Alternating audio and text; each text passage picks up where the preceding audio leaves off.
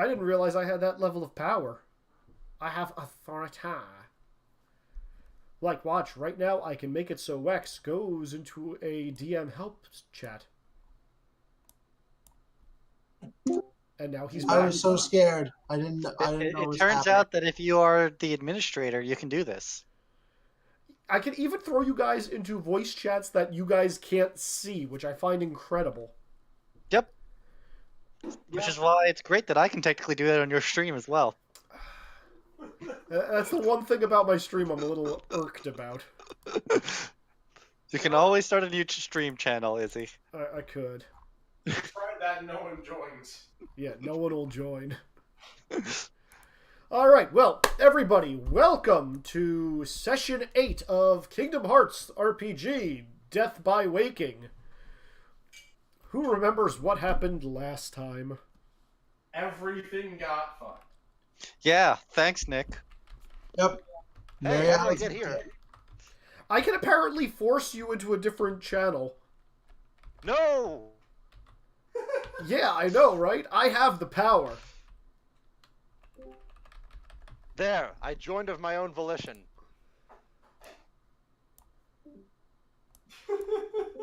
Now it was of my that. I just moved you to another channel and moved you back. He left! He left and came back. Oh my god, okay. Oh, wait. I mean, Izzy, you should know that you are GMing for us vindictive people. I know, but ultimately, yeah, I know. You know how stubborn I am, Izzy. You're all stubborn to different degrees. But by the way, fans of Izzy, for some reason, Izzy did not care about the 109 building being an actual building in Japan. I don't know what that means. Clearly, we need to take a trip to Japan, Izzy. If someone wants to pay for that, I will gladly go. Not it. I mean, doesn't Izzy want to pay for that? Izzy does not want to pay for a trip to Japan. Izzy would prefer you pay the way, similar to my last cruise I went on. So are you Who paid going the to way make in the a last fitness cruise you went wager on? with me about who pays the way to a trip to Japan? Yeah. Oh, you didn't know? Willis, Carl, and Kevin paid for my ticket on the cruise because we were having I that did not workout. know that. We were having that workout competition, and I won. Oh. As I said, Because Izzy, you looked best, right? Well, according to the judges, I looked the best at the time. And like one of the main deterrents was the fact that Willis had a red handprint on his stomach from when someone smacked him earlier. So, yeah. So Izzy, do you want to make a fitness wager about a trip to Japan? Fuck no. I mean, it's also funny just to make Willis spend money, let's be real. Alright, so, who wants to tell me what happened last time? Well, so Nick screwed us over hard. And in the Mexican standoff, we ended up finding our way into Mute's book, where things are terrible. And we found ourselves at the 104 building, and we were attacked by noise, and like, oh fuck, we can't fight these things. Mm-hmm. You guys did meet back up with John Cena, though. I mean, John Cena's great, but John Cena can't fight the noise either. John Cena was in. Okay, no, sorry. I was very happy with a bunch of the yelling I got to do last session. John Cena was the second highlight. So yeah, if I'm remembering correctly, you guys all ran into the 104 building, which is different from the 109 building. Yes, it Is there is. an update to all 20? Which is also These different from the fires look 404 different. building. I think everything's the same. No, we can see HP values now on the bars. Oh Yeah. wow. And they're in a different position. They're lower. Yeah, they're lower, and you can see numbers on your own. It's really useful. It is. I mean, useful. Though mine is showing that I have full HP and no anything else. Well, you can fix that.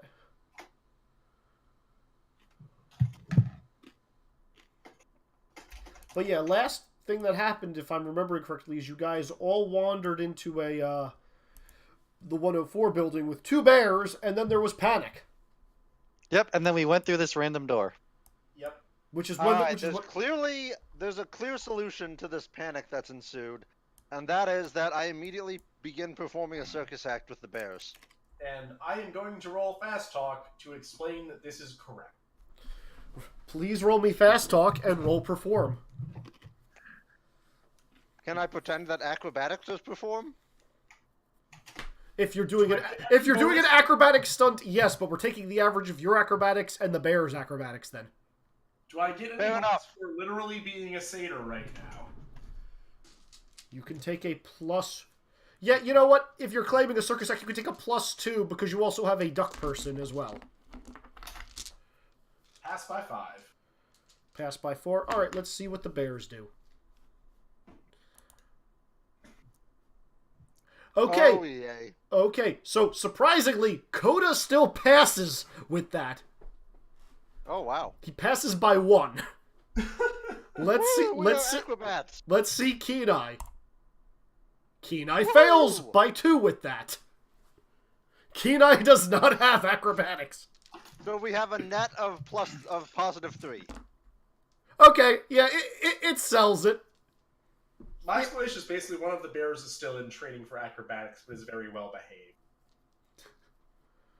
Ta-da! Thank you all for coming to the, what's the name of our circus? So, Izzy, is there a direction I can walk in this room that's away from them? Yes, this is literally the entrance. There are many areas in this building you could go to. You can go hide behind some of the shops. You can go anywhere that is away from them, in fact. In fact, I will go toward any interesting-looking shop. The McDuck Enterprises Circus! That sounds legit. Yay! People are gonna clap and then go back along their ways. A few people will stick around to see if you're gonna do another trick. Otherwise, people are gonna like get up on escalators and just head upstairs. Orion, make me a perception check. Yay, my terrible check. See, my rolls are continuing just like the usual. Yeah, no, it's a store. That's all you got. Yeah. Coco, what are you doing in this case? I'm not sure. My writer's kind of not here, which is my primary. Yeah, your primary communication. All right. How about you, Dr. Boy? What are you doing? Doctor? Did he leave us again? Dan? Sorry. Okay, according to Discord, you're not playing a video game, so what the fuck are you doing? Sorry, there we go. What the fuck are you doing? Fixing my headphones. Okay. So, Dan, what the fuck are you doing?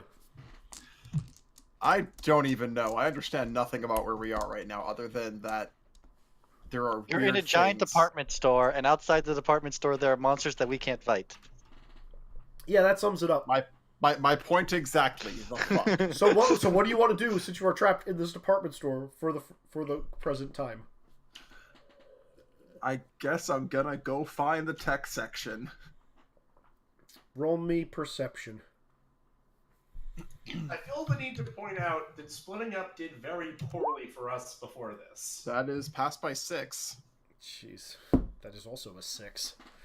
Okay, so Dr. Boy, as you are wandering around the department store, you're gonna find, one of those wonderful standing maps that say you are here.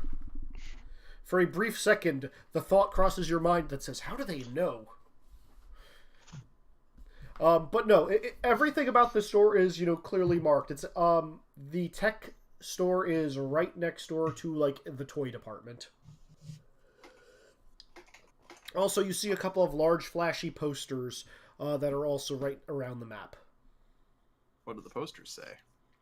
That today is a grand tournament. That can't be good. In the toy department. A grand tournament? A tournament in the toy department. Yeah. Okay. I think Webby's a little too busy doing her circus acts. The circus act only went on long enough to convince them that it was a circus act. Yeah. So long enough for people to start coming over and asking you where you guys are going to be performing. You're now under pressure, Webby. Go. Yeah, we'd love to see your full show. Where are you guys going to be performing? When are the show dates? Are To you- be determined. To be We're determined. still looking for an appropriate venue. No, we It's need. hard in the city. No, that follows. They're going to kind of leave you alone, but Webby, as you're walking around, you're going to notice that there are going to be a bunch of small children that keep peeking around the corner and say, "That's her. That's the duck girl." And I try. get really red-faced. Yes, they're And clear. try to hide. Yes, you are better at hiding than them, but they're still going to be trying. Roll me stealth. I'm actually good at that. I know you are. This question is: are you? Oh, I killed it. How much is that? Is that a pass by 10? 7. 7. Did they pass their observation by? Nope, they did not. Okay, you managed to lose them. So yeah, Hooray! this is a standard multi-tier mall with lots of things that are being sold. I believe it's fair to say that this is tech level 7 stuff. Cool. Actually, Oh, I pull out my phone and see if I can get a signal. I take that back. Tech level 8 because cell phones. You do have bars, yes. I attempt to call my contact. Okay. I don't believe I get to roll that. As you pick up the phone and you start dialing, you get a... The number you have dialed is currently disconnected. Please try again later. Oh, shoot. Try to call Granny. Same result. Maybe it has something to do with being inside this book. Are you doing this in front of us? I mean, Webby did make a stealth roll, so you guys can try to find her by passing by more than 7.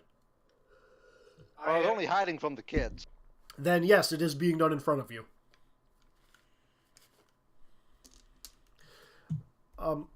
Honestly, Webby, given what's happening to other magic, I don't think your scrying slate is going to work properly. Flying slate. It's a smartphone. It shows you images of things that are happening far away or in the past. It's obviously a magic item.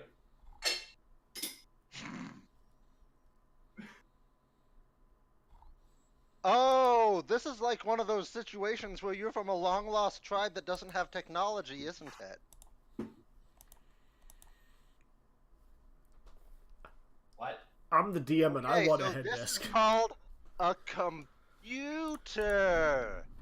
Computer. Oh, those boxes filled with electricity. I try to eat the cell phone. No, don't eat the cell phone. I need that. Lex, I need to give you like a eating roll of some sort. Compulsive behavior, eat Brawling things. is the role to use for that. Yeah. What's the roll for that? Brawling or wrestling? Would you like to roll to eat something, Lex? I would. Roll it. Roll me brawling.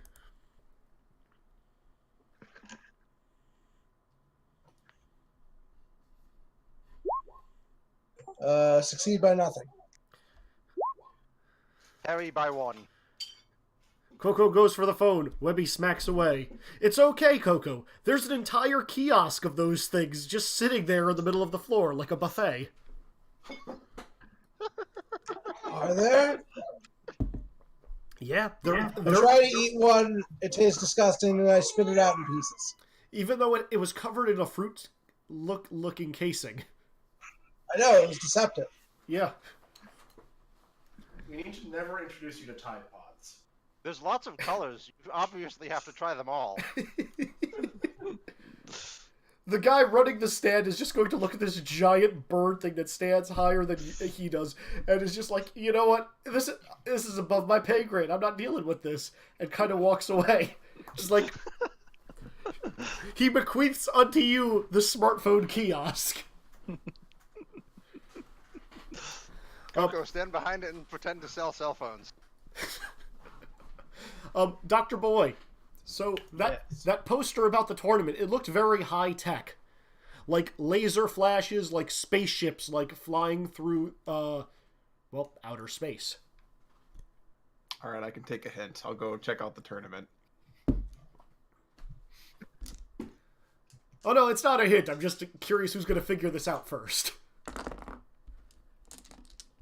Yeah, let's go take a look. I have a couple of suspicions that my character would never figure this out. Yep. Alright, so Dr. Boy, you end up in this extremely large toy store where, like, you could see a variety of children's knickknacks littering the walls, but the place is packed. It is hard to get in, and it appears as everybody is, like, peering downward, like, into the center area of the store. Unfortunately, how tall are you? 4'6". Yeah, you're seeing, you're up to, like, the small of people's backs. Like, there are children sitting on, adults' shoulders back where you are near the entrance. It is impossible to get through. But you're hearing in a booming voice, "Ladies and gentlemen, are you ready to slam?" And Shiro just got it.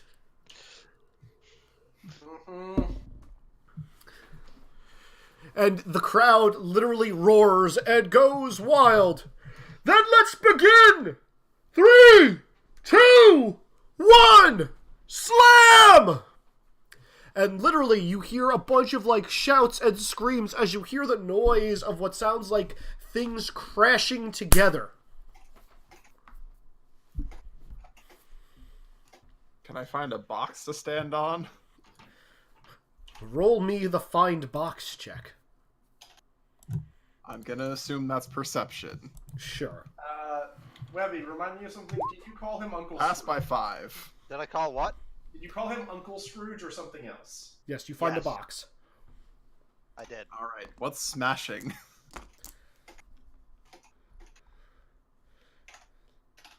So there are like 5 people standing near a small table.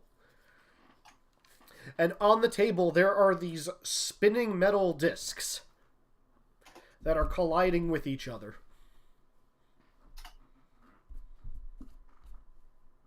Yep. Is Dan the only one who... The only thing that's coming to mind I don't think is the Disney thing. I'm gonna put in point. I literally wound up modding these things as a kid.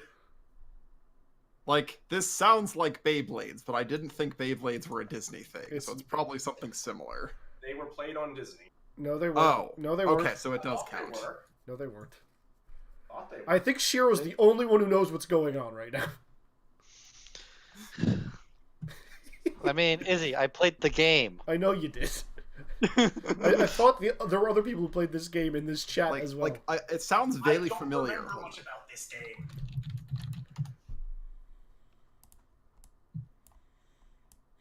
Like, it also sounds like it could be like I Oh, have no idea. It could be a ton of different things. So yeah, you're watching a bunch of people slam pins or slam these circular discs they look like pins together.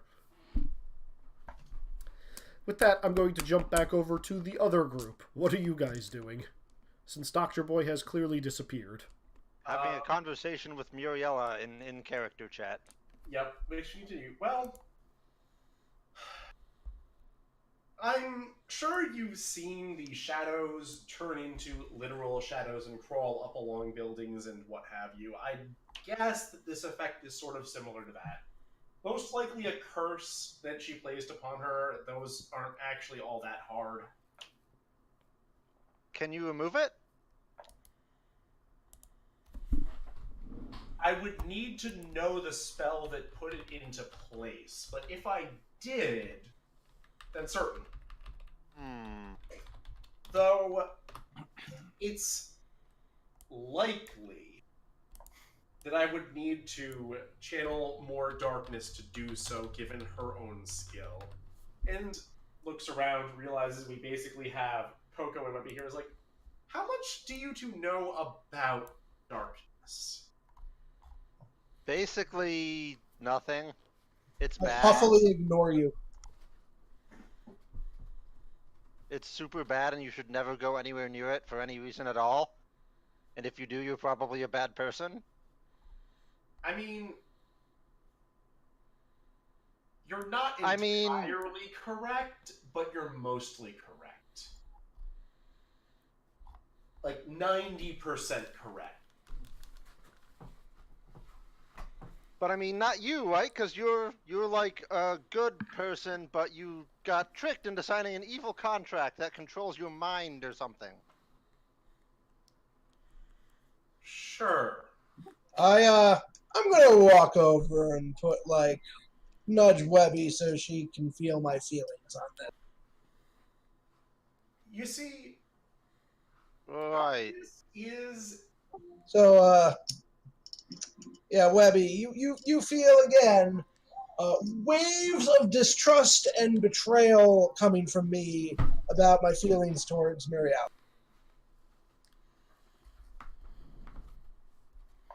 You feel kind of the same about me, but you also feeling that this is the best lead I've got on anything that can help Lena, so I've got to take it.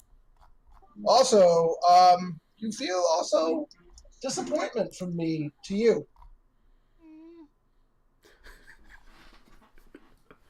Not anger, but sadness and disappointment. Like I expected better.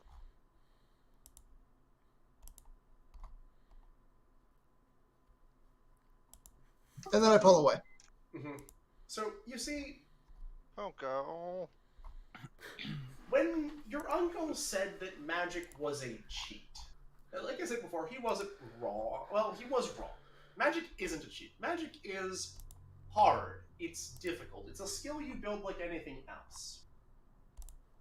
Darkness, on the other hand, well, darkness is something that if you drink from it deep enough, it can turn a teenager into someone who can rival an archmage. It is power. An endless sea of power that wants you to drink it. And this is important. I'm pretty sure it actually has some sort of intelligence somehow. But That sounds really bad. here's the thing. It's an intelligence that gives you what you want. It helps you achieve what you want. You want to be free. It'll help you do that. You want... But you signed a contract and gave up your freedom. I didn't sign a contract with Darkness, I signed a contract with Ursula, who happens to know dark magic. I never said this was a good decision, but...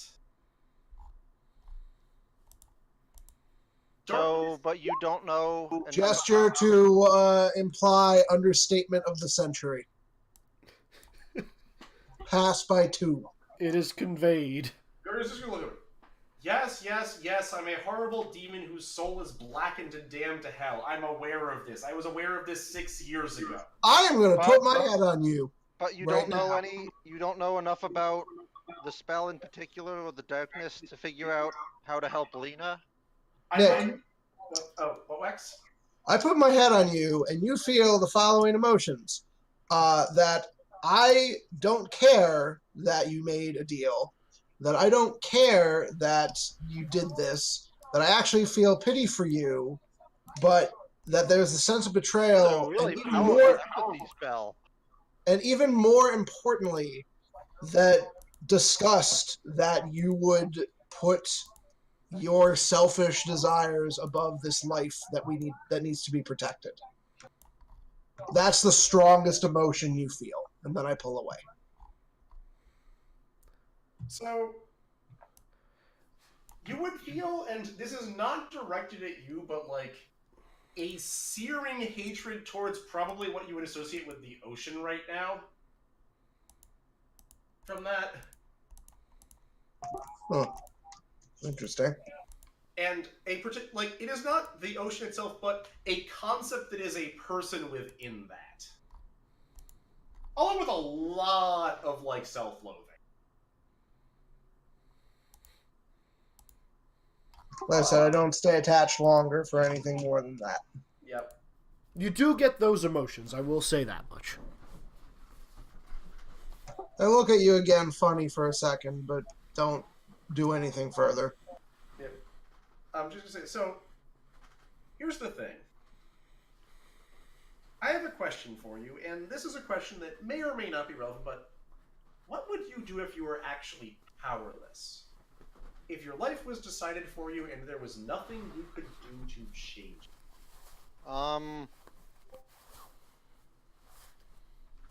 Oh no, that must be how Lena felt.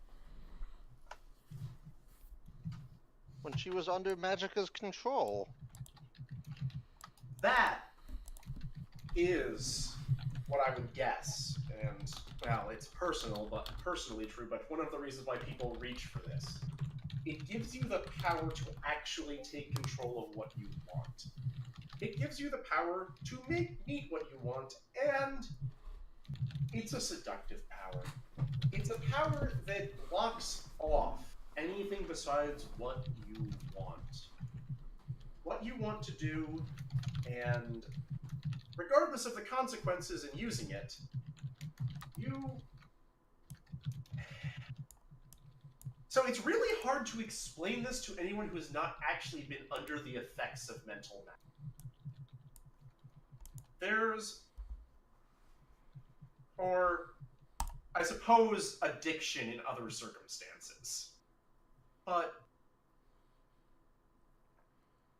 it removes options. You don't just drink from the well that is darkness. When you do so, the very concepts of being better, they don't even occur to you. It blocks out that part of your mind. And magical contracts are similar. You become, in many words, rather, the worst aspects of yourself are magnified and brought to the fore. As I note, she is not glowing with purple fire anymore.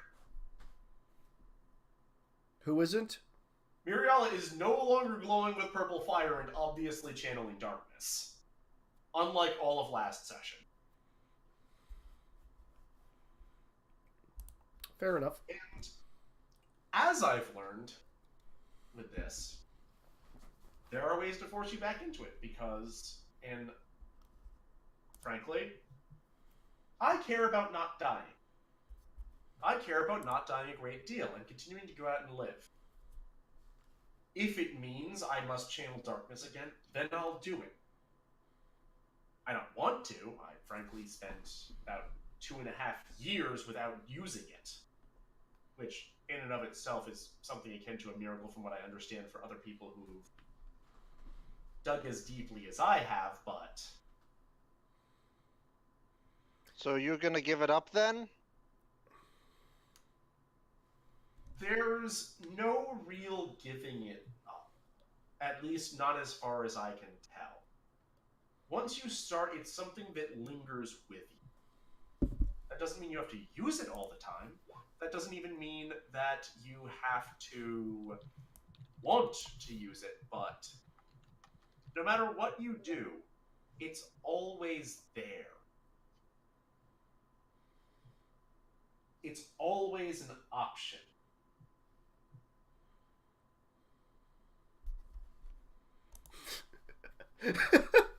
Am I wrong? You're not, which is why that analogy is actually very funny. Yep.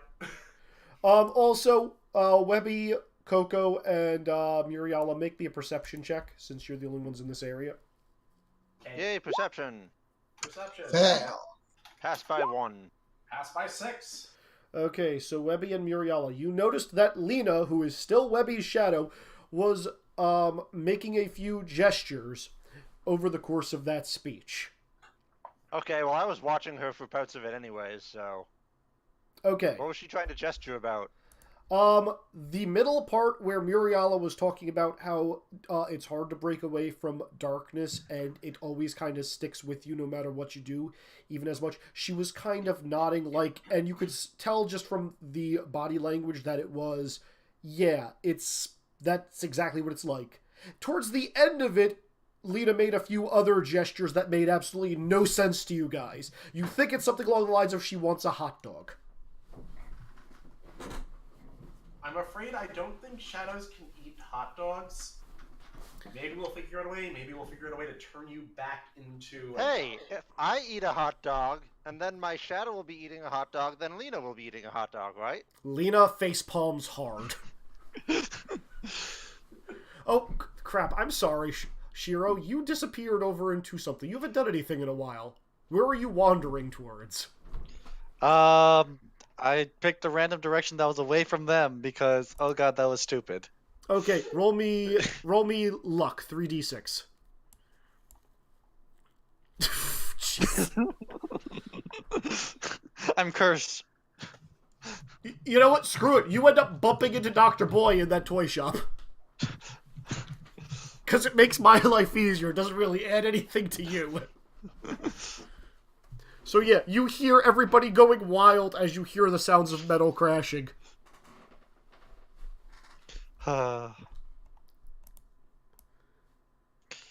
People seem really impassioned and emotional about this game for some unknown reason. Dr. Boy, got any ideas? I'm watching this bullshit right now. Weird game. Alright, the two of you make me observation, please.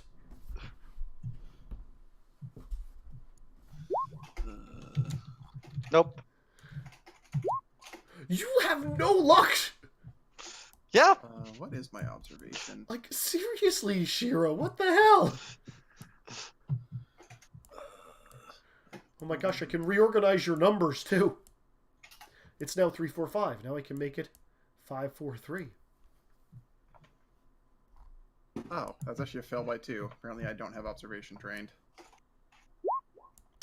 Okay, I'm fine. I will let you guys also. It'll be Nope, you know what? Screw it. It was observation. You guys don't notice anything. The game still goes. Great. And like it comes to a crescendo as like the apparent. There's only 2 people left after like 5 minutes of their circular discs spinning on this table, slamming into each other. Any of them wearing a beanie? No beanies. Okay. One of them has got the most like ridiculous, like high-end, expensive, like pompous douchebag sunglasses you have ever seen before. And the other one, let's see, the other one at this point would be wearing a oversized sweatshirt.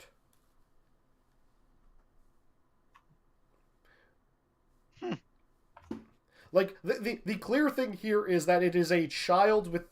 not a sweatshirt. Like, one of those zip-up hoodies. A child who is wearing one of those while wearing, like, face paint. And a dude with, like, ridiculously large sunglasses. Well, not ridiculously expensive sunglasses. The adult has a goatee and is in a very fancy suit. I really feel like I should know what the fuck this is, and I just don't. Well, this is supposed to be Mute's tie-in for right now, so you guys can remind him that you saw these two.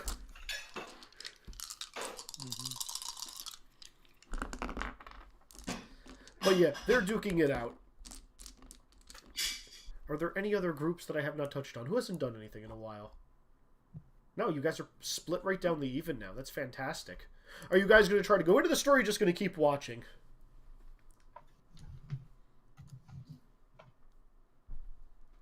Oh, I thought we were like in the store watching. Well, you're at the outer perimeter of it. But yeah, so technically in the store, but if you venture further and you need to wade through bodies. Yeah, I'll try to get closer. Cool. Roll me dexterity.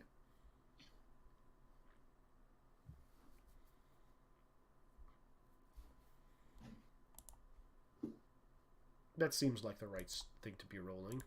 Orion, are you going to get closer, or are you happy right where you are? Might as well stick with Dr. Boy. You sound so disappointed by that. I actually passed a roll. Oh, awesome. How much did you pass by? A lot. I think your dex is pretty good, if I remember right. No, my dex is base, so 3. Okay. Dr. Boy, how much do you pass dex by? I passed Dex by 4, I think. Let me double check my Dex. I'm used to just rolling off of skills. Passed by 3. Okay, so yeah, the two of you managed to make your way up to the center table where this event is happening.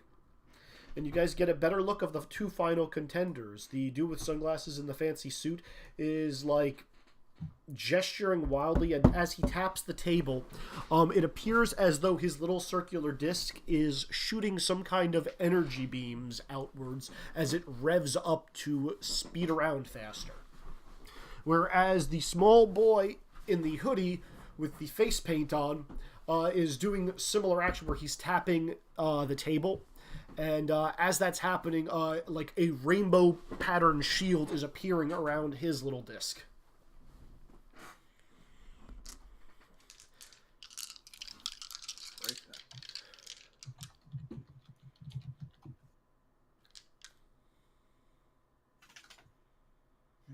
I love how I can describe this interesting and weird phenomenon that neither of you have seen before, and you're both just like, okay, we accept that. Cool. Well, it's also hard to visualize when you don't know what it's referencing. I feel like they've both been in places where utterly bizarre phenomenon happened recently. Fair, but where a lot of tech and magic don't work. So fair enough. So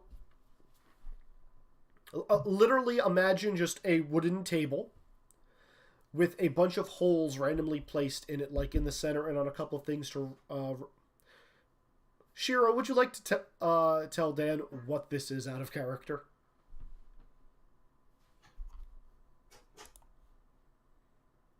And Shiro has gone. Bum bum bum bum. Oregon's fallen asleep while standing. He didn't take narcolepsy. Alright, so for those of you... Who here has played The World Ends With You? Even in passing. Really long time ago and in passing. Okay. Nope. Never. Zero familiar. Also never. Okay. So in the It world... sounds like you describing Beyblade.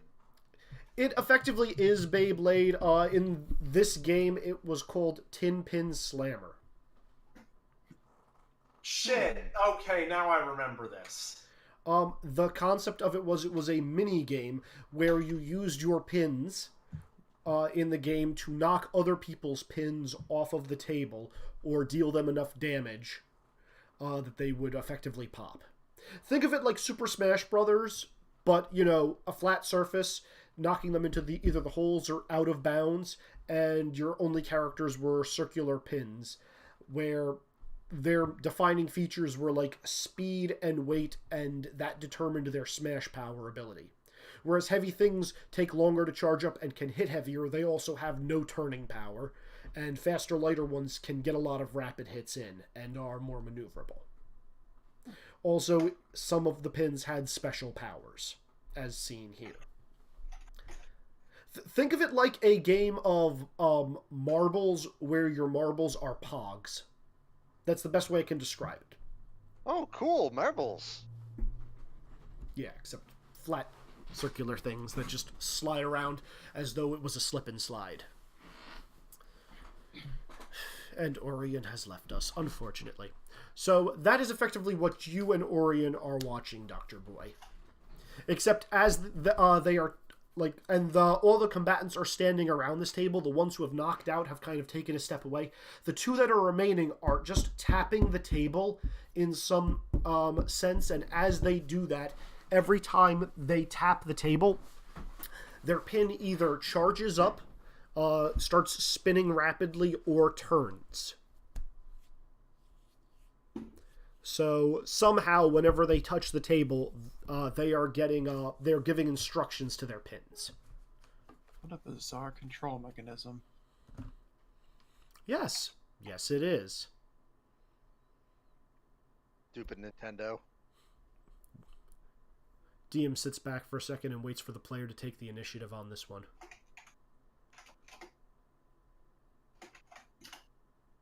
I'm not sure how to take initiative on watching a game. Jump into the arena. Challenge Down them. the wave. I was going to say, jump into the wave, or, do you want to understand how the pins in the table work? Was the main one. Am I back? I would like to understand how it works. You are back. You are back. All you missed was I was explaining Tin Pin Slammer to the rest of the party. Yep. That is a game in The World Ends With You. Yes, it is. With a few fiats that are not explicitly stated in The World's Ends With You, like how commands are given to the pins. Which is just touching the table by tapping it. Yep. Alright, so for the two of you there, since initiative is not a thing, you guys may either make me occult, thaumaturgy, or some kind of mechanics roll to figure out how this works. As in, like, the actual skill mechanic? As in mechanical engineering or something along those lines, if you want to know how the physical table thing is made up. Alright, I can roll an engineering skill.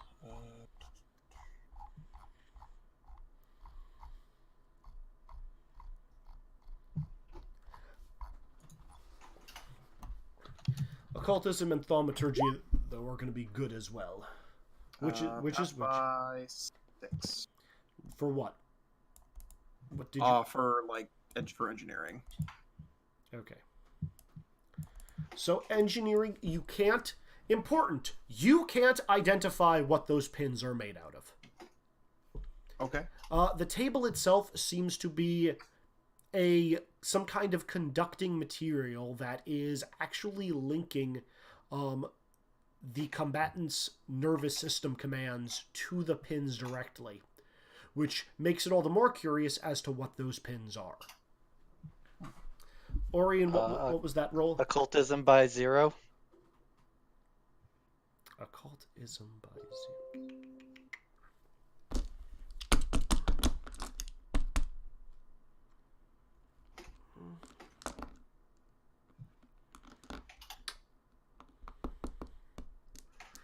I'm trying to think of the best analogy for the pins in this game setting for you.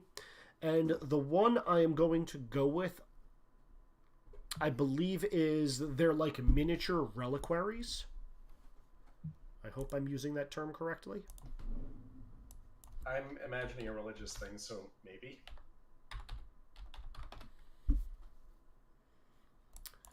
What are things liches have?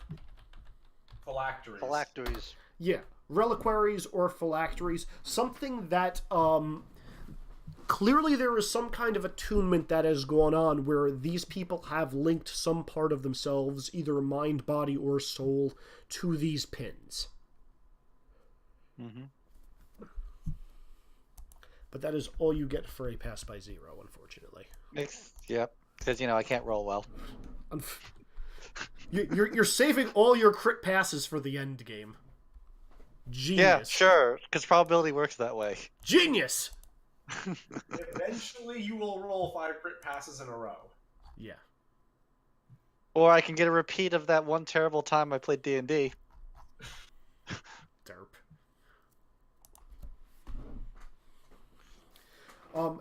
As far as that goes, these two are really duking it out in here. They both picked highly maneuverable pins, and one seems to be better at attacking, the other seems to be more defensive in nature. With that said, Coco, Muriala, Webby. Oh, I think we should probably go find the others. Probably not a good idea to get separated in this book, after all. Glances at Coco and mute on Coco. Probably. We Perception. go find this game that's going on. Oh, there, Perception to find them, pass by 1. there are tons of posters for Tin Pin Slammer all over the place. Yeah, but we don't know where they are. We're just wandering around until we find them. Pass by 1, that's not going to be enough since they're now in the innards of the town. Coco and Webby also make me perception. Or tracking. Pass by 3. Okay. Is tracking a skill? Tracking is a skill. I have that skill. I believe it's survival. Or is it No, it's actually tracking. Oh, then roll me tracking. Pass by 6. Okay, yeah, Webby, you can just tell just from like finding some stray sausage dog hair, one that like Dr. Boy ended up near the toy store, and Coco, because you are towering ahead over most of the people there, I lick it. definitely tastes like a good boy. Definitely Dr. Good Boy. Mm-hmm. Undoubtedly. I also have my night vision goggles on right now, even though it's lit up in the store. Your shadow is sticking its tongue out in like disgust. And Coco, as you guys enter the store, you can clearly see Dr. Boy and Orion have kind of made their way up to the center of this large gathering of humans. I lead us that way. Are you just going to push through people, or are you going to do something else? I walk in between people's legs. I'm outright going to just like move through people. You know, I'm going to say this isn't that hard, despite how crazy the fans are. The 3 of you between dexterity and strength, this is not challenging. You guys can get to the front, and you see these last 2 combatants, as I have been describing earlier. Ooh.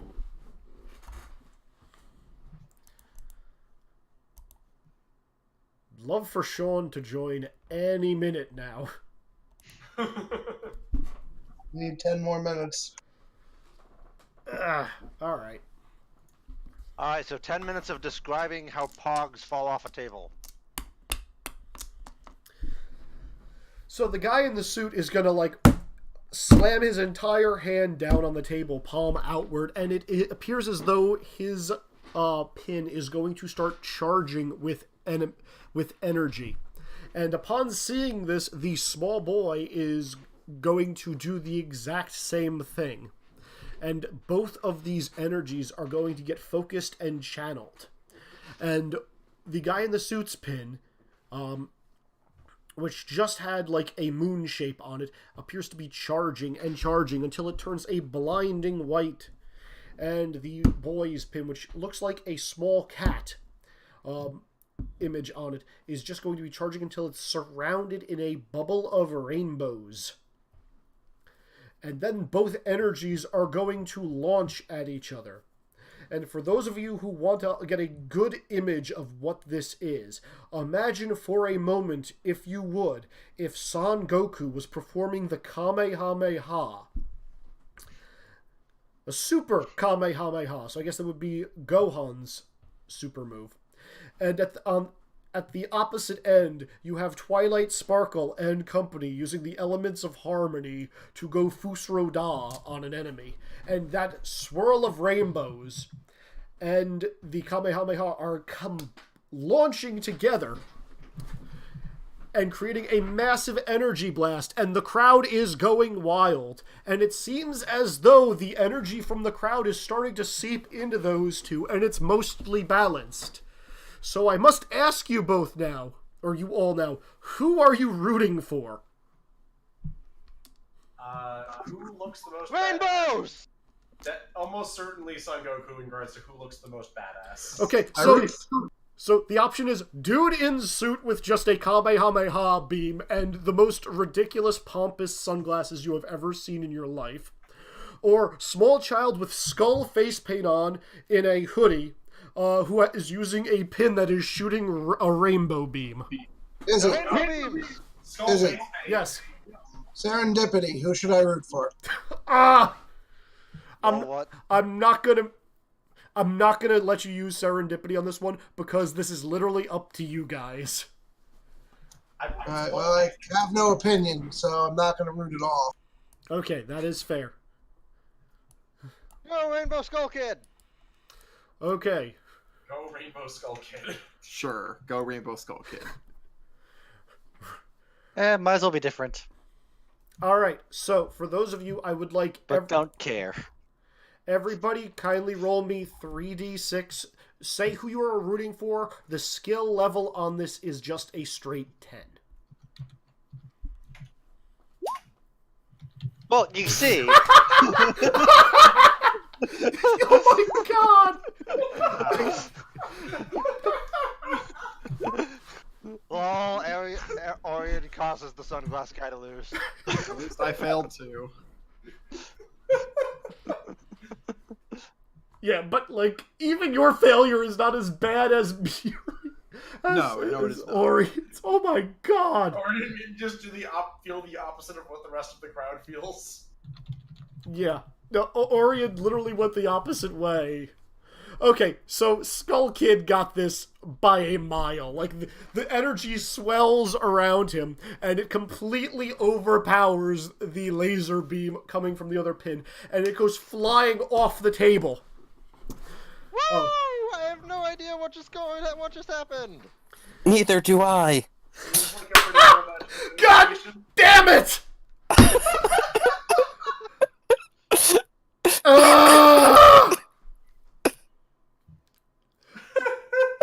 Your timing sucks! I was Sean, that even was stretching this incredible. out so you could get here before this happened. Your timing sucks! That was magnificent, Sean. That was amazing. it was perfect. Alright, would everybody... Yeah, I think I showed up at the exact right time based off this. I don't know what you're complaining about, Izzy. Someone explain... I'm going to get water. Someone explain to Sean what the hell was going on. Okay, so we watched some Beyblade top pog things fight, and there were 2 laser beams, a rainbow one and a boring Goku one. And we all cheered for the rainbow one and the rainbow laser one. Gotcha. So it's the top spinning mini game thing from World Ends With You. The pin spinning thing from World Ends With You, yes. I hated that mini game. It was not good. It was poorly. The mechanics for it didn't work well. Well, Yep. the Skull Kid used his rainbow laser to win, with all of our help. That's good. Except Orion. Is he Although I guess apparently Orion liked it did enough to end up spend helping in the all end that anyways. Yeah, Orion sort of helped. To be fair, this was an important segue. So, Sean, you have Edictive Memory, so you don't even have to roll this. You recognize both of these finalists. Who are they? They're from your book. Hmm? They're from your book. As far as who they are, you don't know. One of them is got the goatee and is wearing sunglasses. Very pompous, expensive-looking sunglasses, and is wearing a similar-ish tailored suit. The small boy has got skull face paint on and is in a red hoodie. Ah, okay. In your, You know, do you know who both of these are? I have a know. wild guess about the Skull Kid now. I have a wild guess about the Skull Kid. People are. I don't know who the goatee guy is yet, You but don't. I know which 2 people from my book you're referring to now. Yeah, It these- is a shame that I only got one opportunity to ever talk with these people. Yeah, I know. A shame. Well, you get introductions though. Just to clarify, the Skull Kid, in your book, the image of him was clearly standing in front of an Alabrije. Yeah. Yep. Okay. So yeah, small boy, alright, I won, hooray! And he's gonna be really happy and excited about that. And the guy in the suit's just gonna kind of look at his pin that, launched across the room. And is just gonna be like, good game, kid. And gonna wander over and go get his stuff. You have the characters from Coco in your book. A couple of them because that world fell to darkness. That's depressing. We did our best to stop it. We really did. That's the sad part. Correction, you have 2 characters from Coco in your book. Yeah, most of the other we got either the rest of them got completely eaten or we got them out. So You took out 20 people's lives, sort of. You did. About that. So yeah, a lot of people are going to be going over and, congratulating the boy. And, the runner-up is just kind of like, he's going to be standing off on the side, just kind of like shaking his head, shrugging. But, seems like he's kind of pushed it off. Psychology for anybody. I'm rolling that.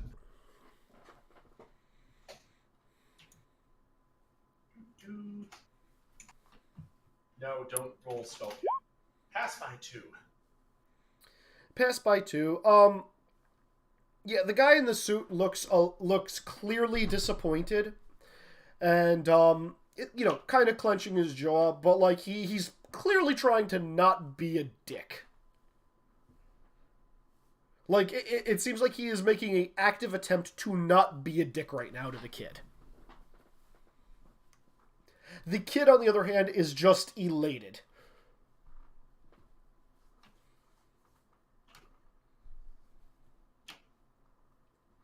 And you're noticing that he is looking very fondly at his pin. What does his pin look like? It is a brightly colored pin with a cat symbol on it. Okay.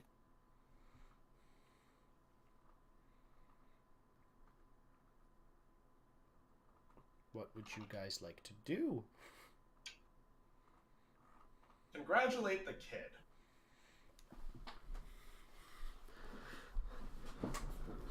He's gonna thank you thank you very much, like, and he's even gonna say like he didn't think he could win, like this is his first time entering a tournament like this. At least he thinks it is. But it's muy bien. You're not sure? You think it is. Yeah, I haven't been here that long, and I can't seem to I keep forgetting a lot of stuff. I don't even remember where I got this pin, but I know it's important. Shows it off to you guys, and as it, like, the light reflects off of it, it, dazzles in a rainbow color. Hey, old man. I'm aware he's not actually old.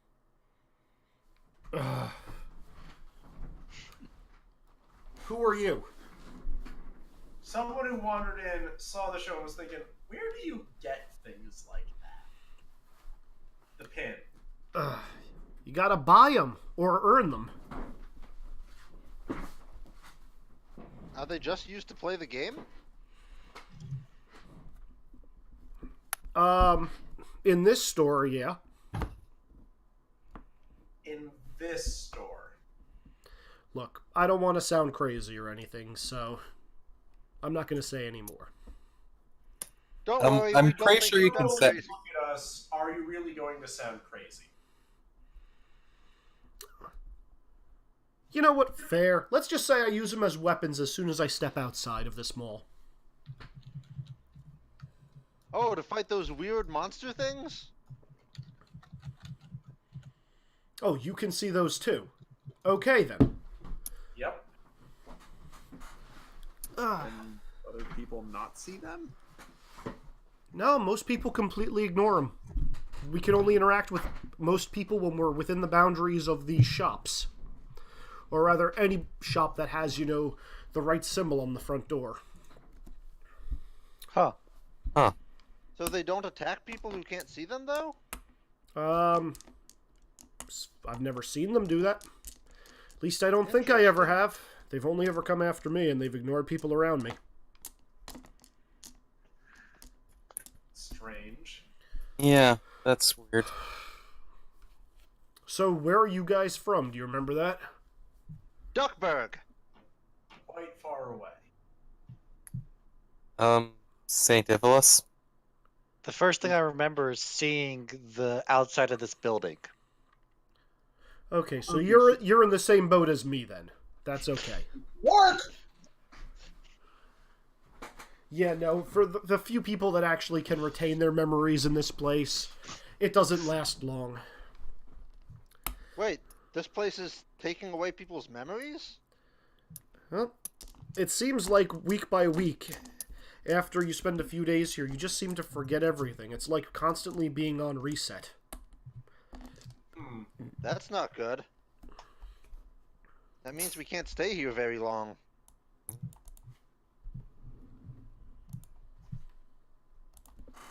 Here I hope we find an easier solution. Well, it depends on whether or not this would really step. Or Say what? we might be affected differently than the people that are because we were brought here a different way. Mm. Maybe, but Yeah. I'm sorry. Where are my manners? Holds out a hint. Anthony. Webby. Miriala. Orion. nice to meet you. And do you you know who your opponent's name was? Who, the kid? Oh, that guy is sorry. Anthony's the one who's walked over and said this. Anthony is the guy who Muriel started talking to, who he called Old Man. Okay, so Muriel already started talking to him. So Yes. someone else already went with the, hey, this was the guy we were trying to find. Good. No, Muriel just started talking to him. No one else made that connection yet. Yep. Anthony, we were... do you remember, and I'm going to list off the other guy's name, which for some reason I'm blinking on at the moment. Steve. Steve. You know, having eidetic memory is great. Yeah, but how can you forget these like completely generic like human names when you can Okay. remember other stuff? Bob. Izzy, I'm also writing plot tickets and making sure they're set up for a buffer LARP I'm running this weekend. There's a lot of dumb names that are getting stuck in my head competing for attention. Okay? Shameful. So yeah, this is Anthony. The other guy was Steve. Yeah. Do you remember Steve? He said that you might be able to help us with the problem. That guy's an asshole. I don't remember exactly what he did, but I know he's definitely an asshole. Why do you say that? I don't remember. I'm pretty sure there's a history there. He did something really stupid. Well, was he right? Can you help us? About what? Is it about fighting the noise? It's more about a magical contract. Magic I can't help you with. Contract? Sure, I can give it a go. Great. Mirella, show him the contract. I don't actually have it. Well, give what you gave Basil to him. I will pull out the piece of paper where I wrote down the relevant terms that I remember.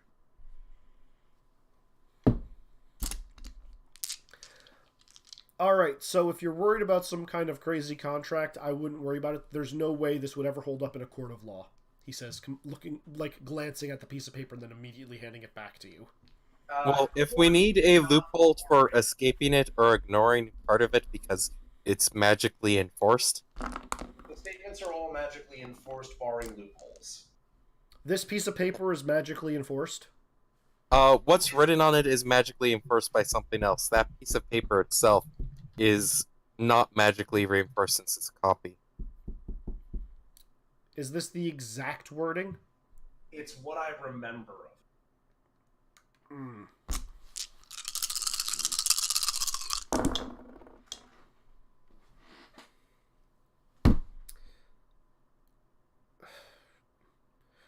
So, bad news is Sean and Wex can't roll this good.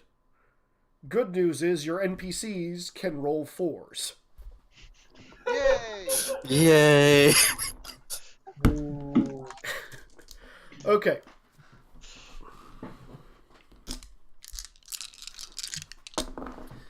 So, again, he's going to give you some very basic advice just from looking over the contract, terms and whatnot. He's going to say a lot of this depends on the specific wording, but if it was mostly just you have to do what I say,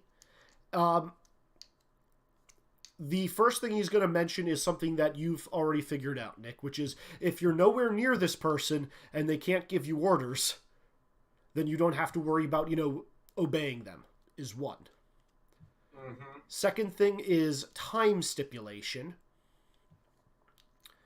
third thing is their command phrases.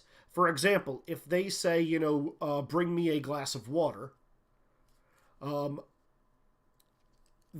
the vehicle for you to bring that glass of water to them can be anything, and We lost part of that, Izzy. Lost part of that. the vehicle for how you fulfill their contract can vary. If that So makes if they sense. were to say, bring me a specific item and do it soon. Actually, let me go look that up because that was recent and I have enough memory to remember what that statement is. Yep. Day 17.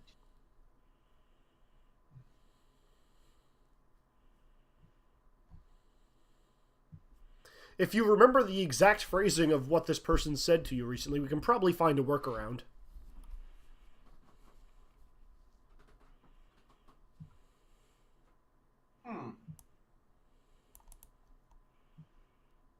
Well, specifically it was, you should return home. There's a stone I'm interested in, and I'll forgive you if you bring back what is rightfully mine. Okay, is the stone rightfully hers, whatever this stone is? I don't know. What stone was she referencing? Because saying a particular stone can mean any kind of interesting stone that is different from others. There's a specific implication around this for a stone I was actively hunting for at the time. But if she didn't directly command you to do it, That's fair. she didn't specifically say that stone by... Trust me, legalese aside, my assistant pulls this kind of crap on me all the time. Izzy, I'm rolling thaumaturgy to see whether or not I think this would actually fly. Pass by 2. Okay, so magically and how he's saying it, yes, completely, this will fly. However, you're smart enough to know that if you show up with a stone, some other kind of stone, she will be pissed. Which, look, I think we can deal with her being pissed But when at we least show it up. does mean that you don't have to, you're not forced to go after the stone. That's fair. I'm still not spitting it up. What? Still not spitting it up. Just look. That's fair. However, I will note, and this is important, we're still going to have to deal with this problem because I don't know whether or not she can track the rest of you as soon as you touch the water. So, how about... So, if we deal with the problem with the stone in this world, and then we immediately go to your other friend who can give you more help, does this now work? Well, I certainly hope you are all ready for a fight whenever her next apprentice shows up. Otherwise, it works. Absolutely. And I draw the Keyblade for no reason. Webby, I feel the need to point out that her other apprentice will be channeling dark magic, and according to her, is better than I am at it. Yeah. That's going to be a problem, but that's a problem we can more easily deal with.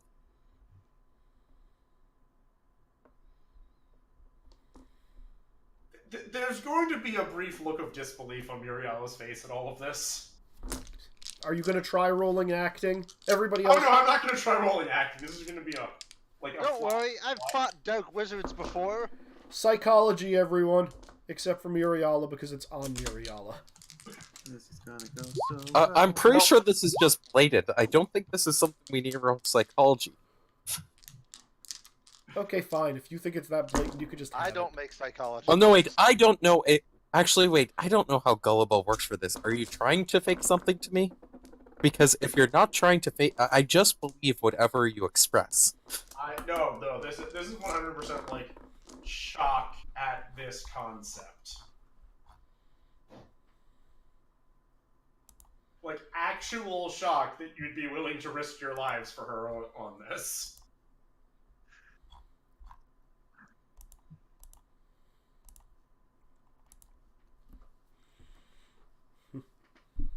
I'm aware that not everyone expresses that.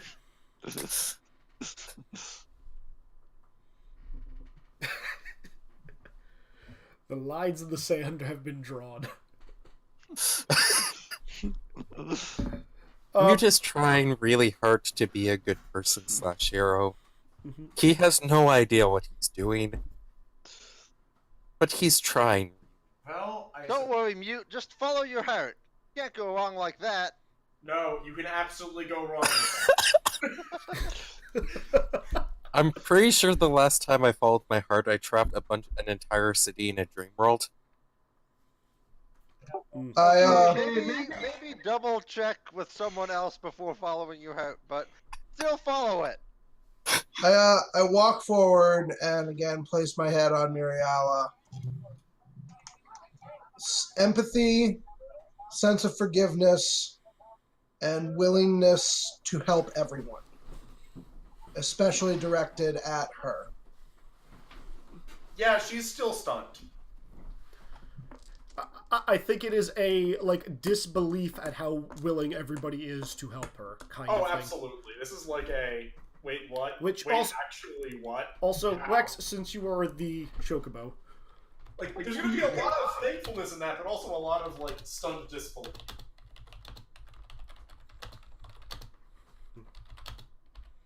Now we just need to figure out how we actually.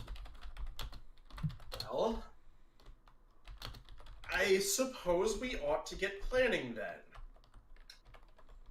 Well, the first thing we need to do, if you're no longer obligated to go after the stone, is we have to return the stone to where Coco was wanting to take it, right? I'm going to point out I'm no longer obligated so long as no other orders show up. So we just keep you away from the water, so you don't get any other orders. This is true. Magic can't order me around if she shows up. It was specifically to Ursula. Great, so we just have to keep you away from the water on a world that's like 95% ocean. We have a ship for that. Maybe I should just go meditate on top of the mountain for a while. If you don't mind me asking, what stone exactly are you guys talking about that's so peculiar? Coco ate it. I'm pretty sure it has enough looks that I'm pretty sure it may be the heart of a world. It's a green glowy thing. Lux? Oh, that's like light energy or something. If we were not in the book, I would demonstrate to you, but we are in the book currently. Okay. I'll take your word for it. It's one of the source and powers of light. Okay, sure. I use tech for that normally, but whatever. Alright, and then once we've got the stone back where it's supposed to Metaphorically. go, we travel to Muriela's other friend who can help her break free of this contract. Incidentally, when we visit him, don't sign any contracts with him. He's going to try, and he's very persuasive. Don't worry, I never sign anything without having somebody check it first. Actually, I never sign anything. Ever. I've never signed anything before. Looks meaningfully... Granny usually takes care of all of that kind of stuff.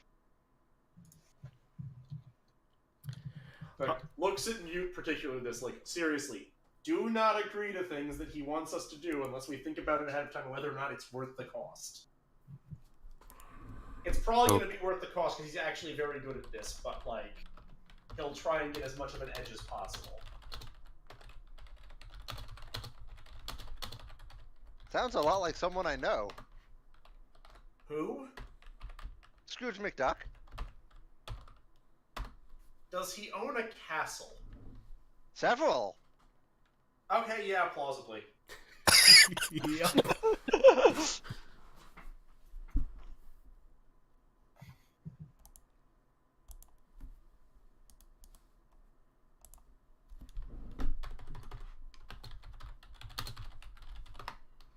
So should we head back towards where we entered?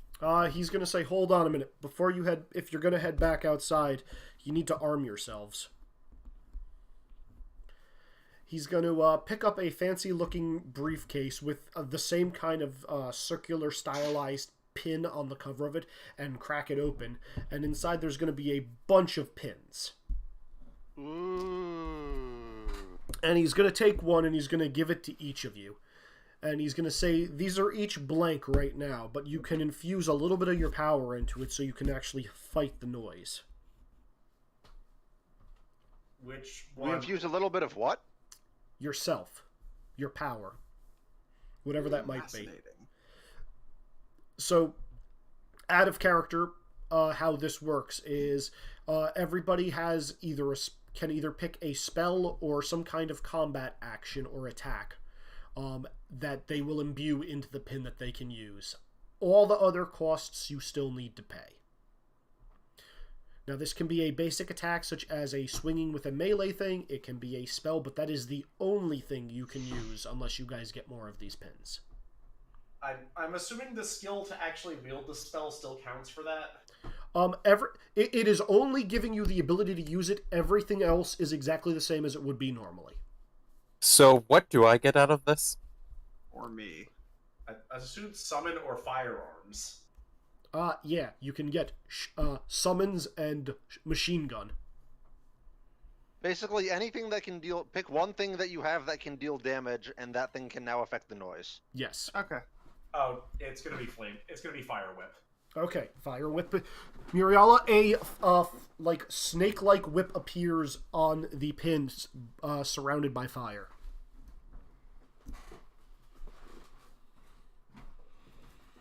Test. Can I conjure it? He's gonna say they don't work indoors. Obviously, Because the I'm- Keyblade. Okay. Because I'm pretty sure Judge Master will object to the judge would object to me summoning him this way. I'm going to then do Legrim. Okay. I was just gonna nod. Makes sense. Magical wards indoors. Yeah. That's why they can't get in here. Yeah. Legrim's face appears on your pin. Webby, do you want a normal Keyblade strike or something else? I don't have any other strike. Okay, then Yeah, just so- a normal Keyblade strike works. Your Keyblade appears on the pin. Basil gets one too, but he's not here, so he can... I'm assuming I know what he's going to be taking. Let's see, who hasn't declared yet? Dr. Boy, Coco, and Orion. I assume I can't have Black Mercury. No, it has to be one of your spells. Or an attack you have. It has to be something your character can do. If you find that pin later on, you can have it, but you can't have Black Mercury now. Aw. To be fair, I like the Jupiter pins. That Black Jupiter's pretty good too. Hmm.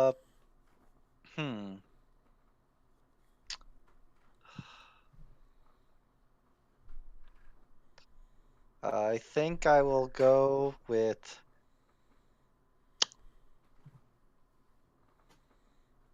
Meteor.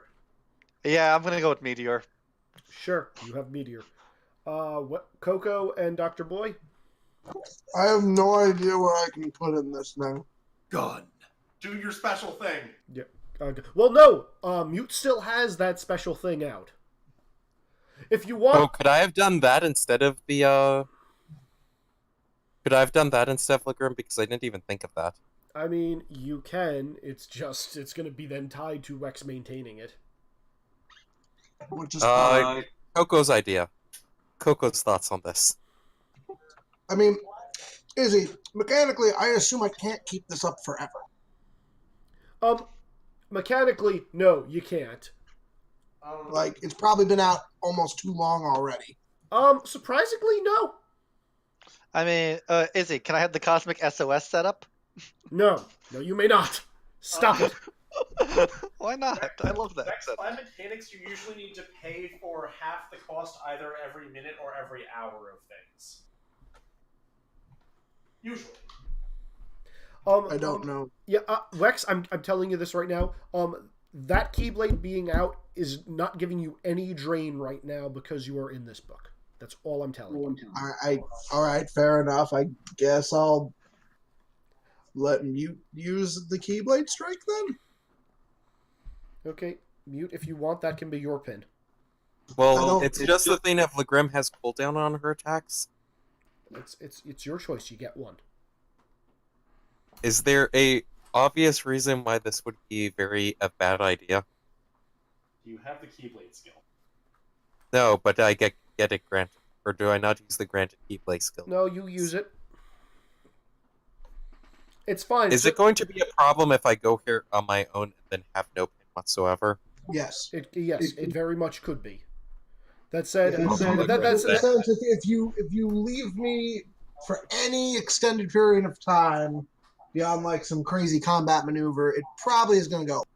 Mm-hmm. So the thing is, I can get her via dream, I think. So I might be doing this without you at times. So I might then want Legrim. Could Wex not pick that and grant that to someone else as the pin? Or... I mean, Wex can take the Keyblade pin as long as he's connected to someone because of his empathetic bond. I'll let that fly.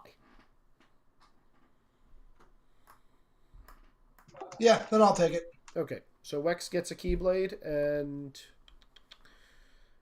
Dan has gun. Shiro has a meteor. Mute, you're going with Legrim then? Yeah, because of my two summons, I'm pretty sure the judge will get mad at me if I use him. And I want something I can use on my own. He's real anal about rules and stuff. Yeah. Okay. All right. Muriala is okay. So you're all decked out now. Good stuff. It's like, so Anthony's gonna be like, well, I hope you guys wish you good luck. I don't know how helpful that was, but it looks like you've got at least a direction to go in. It's better than most of us who are stuck here. Is there anything that you'd want us to try and find out from the world outside? Honestly, if I would love to remember where I'm from. Oh, I was kind of hoping you might know that because then I would probably try and find where it is. I'm from the same place as, that asshole with the popped collar. We're currently calling him Steve. Wouldn't happen to have it. No. That's definitely his name, but I'm going to keep calling him the asshole with the popped collar. He's just going to shrug and say, "Yeah, no, that's it." Do you guys have any other questions for Anthony? Is there any skills he has other than what other abilities does he have, or what would he want to do? He says he wants to stick around in here to see if he can get in on the next tournament. Normally the prizes are pretty good. But he says... I think we've got to find our way out of the book now, so... I mean, I can't help you with that, and believe me, I've looked, and that noise has constantly been overwhelming me, and I've been running for my, I've been running for my life for I don't know how many days now. Mute, this should sound off to you, because Steve has mentioned he's been in there for weeks, if not months at this point. Wait, that doesn't... I was talking to Steve, and he said that he's been in the book for this long. Well, that's part of the reason why he's an asshole. No, I'm pretty sure we both appeared in that stupid park not, 2 days ago or something. And then I came out here and decided to keep going and decided to make my way here. Is this the thing with memories? Is this section of the book flowing at a different time frame than the others? It's your book. I bought it at a used bookstore. I have no idea how this works. Well, you've used it already, right? Not intentionally. Well, what happened when you used it before? Well, what do you mean by used before? For when we came in here, for when I summoned people, or for when I created a dream Let's go with that one. world? I kind of just had a wish. I talked about about what wishes we'd all want granted with a group of friends. I read a passage from the book that I have find since that I think it's gone now, and then it created a dream world. Okay, and How'd you get out of the dream world? So one of my friends defeated the things that were maintaining the dream world, and then convinced me and everyone else to basically leave the dream world. Okay, so we just have to find whatever's creating our dream world in the book and beat it, and then you'll just want to leave. Yeah, but I don't think this is a dream world necessarily, because it maps up like the other area mapped up to a real place, and like I don't think anyone here is specifically dreaming or desiring or wanting this world to. No one like created this world for themselves. That's really cool looking. Hey, amigo. Skull Kid walking over here and taking an interest in your Keyblade. Oh, what, this? Oh no, not that one. That one. That's Magnifico. Is that the one I'm holding for yeah. Coco? Yeah. Thanks, it's Coco's. Oh. Hello. Hello. I will fill you in 2 minutes, Basil. Thank you. He's just going to say, really? I've seen art of that down near the cafe. Wait, really? Yeah. wait. It's on Can you show us? I'm not going outside with all the noise out there. It's a few blocks away. Don't worry, we'll protect you. Are we sure about that? Yeah. If you really want to, but like, the noise is. No. I'll do it. I'll help you out. It's my family tried to help me get out, and now I'll help you guys. Wait a second. Mute, can I see that Keyblade more closely, please? I'll hold it up closer towards you, but I don't think I can actually like hand it over to you. Why do you have that? Wait, why does Coco have that? Coco was able Shrug. to create Lux from killing a Heartless. Yes, but I remember seeing someone else with that blade. Wait, you see Keyblades? Mark? I kind of like bound over to you and like. Do you know more about these Keyblades? No. For Mute, you have sense confusion, but excitement that maybe Orion has seen someone I'm looking for. Yeah. Who did you see with this Keyblade? I don't know. They were wearing a black robe. Yeah, see, that guy was in the drawing that I saw, right outside of the cafe, holding that. Points at it. Yeah, I saw them when I was here. Given that I met both of you at the same time, I hope you didn't mean in the book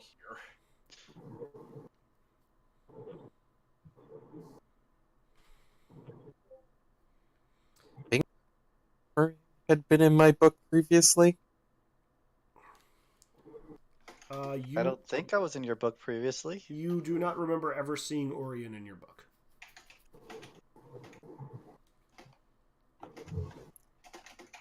Because I remember seeing this building we're in now, and then seeing the figure in front of it as they were about to take that Keyblade out. And then next thing I know, I'm waking up in the world where I met You guys.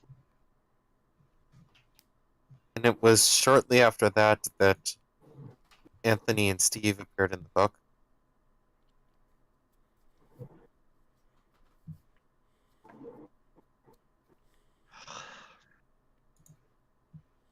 Said something about a failure. That's all I can remember. I'm sorry. About a failure? Yeah.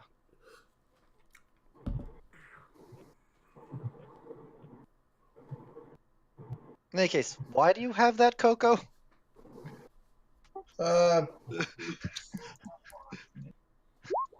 Gesture. I don't know.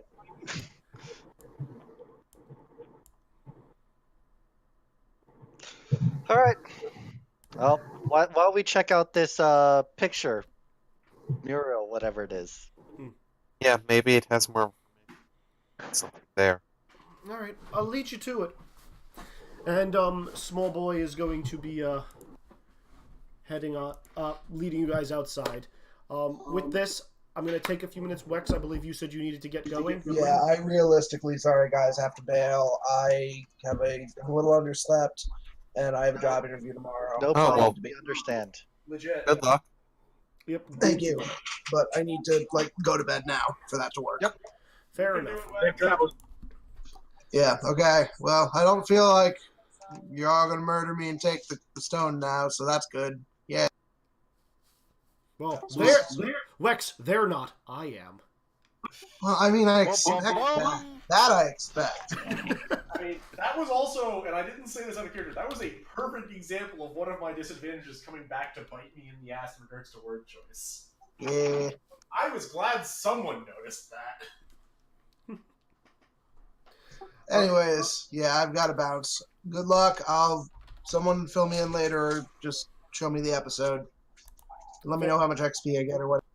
Fair enough. It'll be in the chat. You'll see it. Okay, cool. Good night, everybody. Good Night. night. Night. All right. With that, in the meantime, would you guys mind filling in Devin as to what just happened? I think I'm the wrong person to do that. So we watched we had a long chat about darkness, and we watched a Beyblade game, and the kid from Coco used a rainbow beam to beat the other guy whose name is not Steve, it's Anthony. He beat Anthony. Then Anthony gave us all pins that will let us fight the noise, and you now need to pick some ability of yours to put on the pin that will affect the noise. Pick a combat-like ability. That way you have something you can use to fight again with.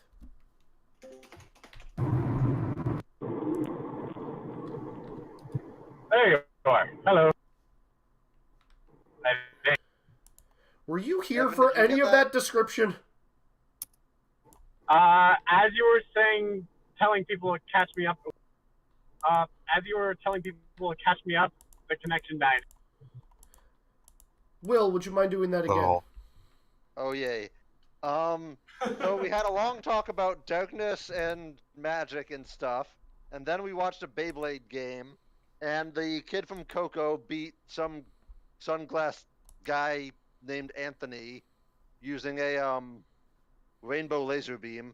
Then Anthony talks to us a bit about the book, and he gave us all pins that will allow us to fight against the noise, and you need to pick some ability of yours that will be able to put on the pin, that will be able to affect the noise. Pick some kind of combat ability, because that's what we're aiming to use them for. Just to check, does it have to be one of my own combat abilities?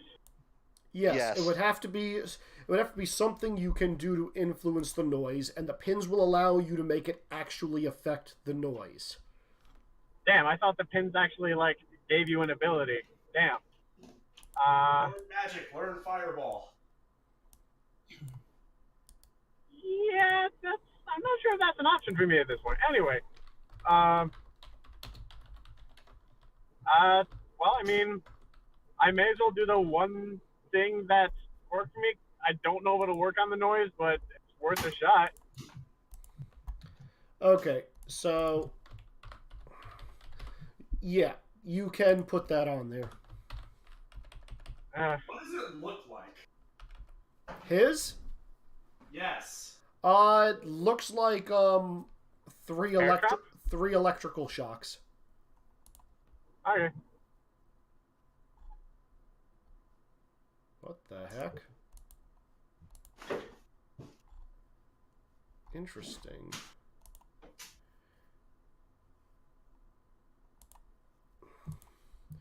I think I spelled his name correctly. Yeah, I did. Alright, so you guys have Miguel with you. All right, Miguel. Yeah. Let's go find Yeah, this picture of a Keyblade wielder.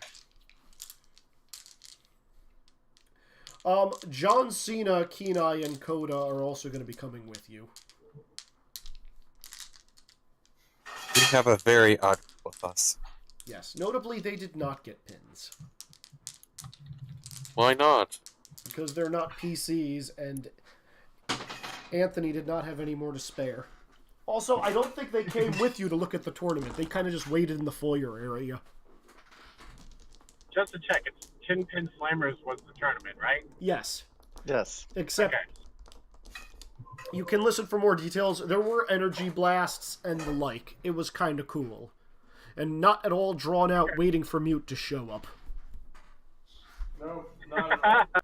Who showed up at the exact end of it. Dick. Showed up at the perfect time. Alright, so. Excuse me.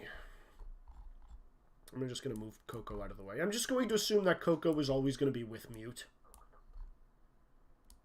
For the purposes of this. Which I think is a reasonable assumption to make. Sure. Okay, so you're all down here. Given Keyblade, that sounds reasonable. Yeah. Okay, so are you guys just going to leave the store or leave the building? Is there anything else you want to do in here?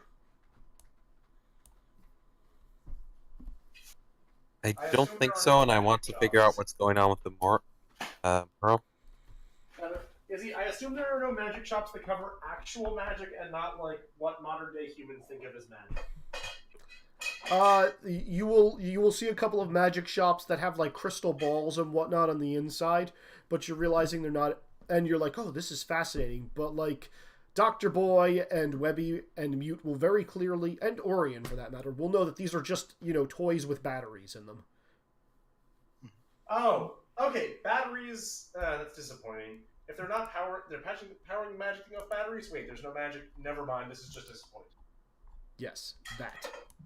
As seen by Muriala knows what batteries are, but not what other things are. Yeah, the power system is really mundane. What? The power system is really mundane for such a seemingly useful device.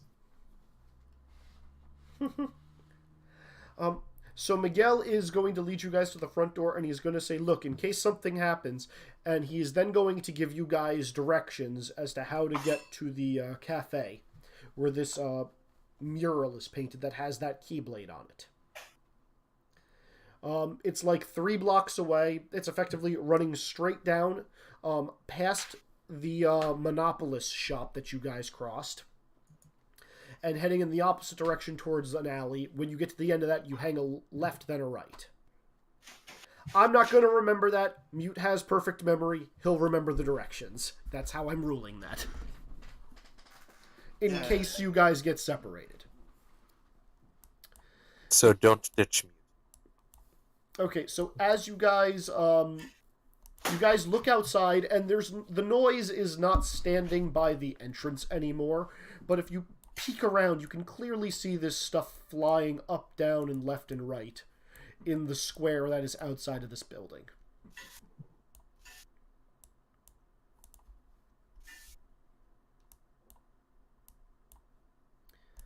So are we going to try and stealth the way around, or are we going to test out these little doodads that we've been getting?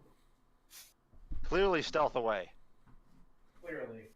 Stealth away and then immediately test out the doodads. So because who's going to ride the Walt giant was- yellow bird on our stealth mission? And I play am. tails? It has to be Mute, because Mute is wielding the Coco. By Coco, Mutus you wielding the Coco? He's riding Coco. No, he's wielding him. He's not the Queen of Hearts. He's not the Disney Queen of Hearts. Why not both, I say? All right.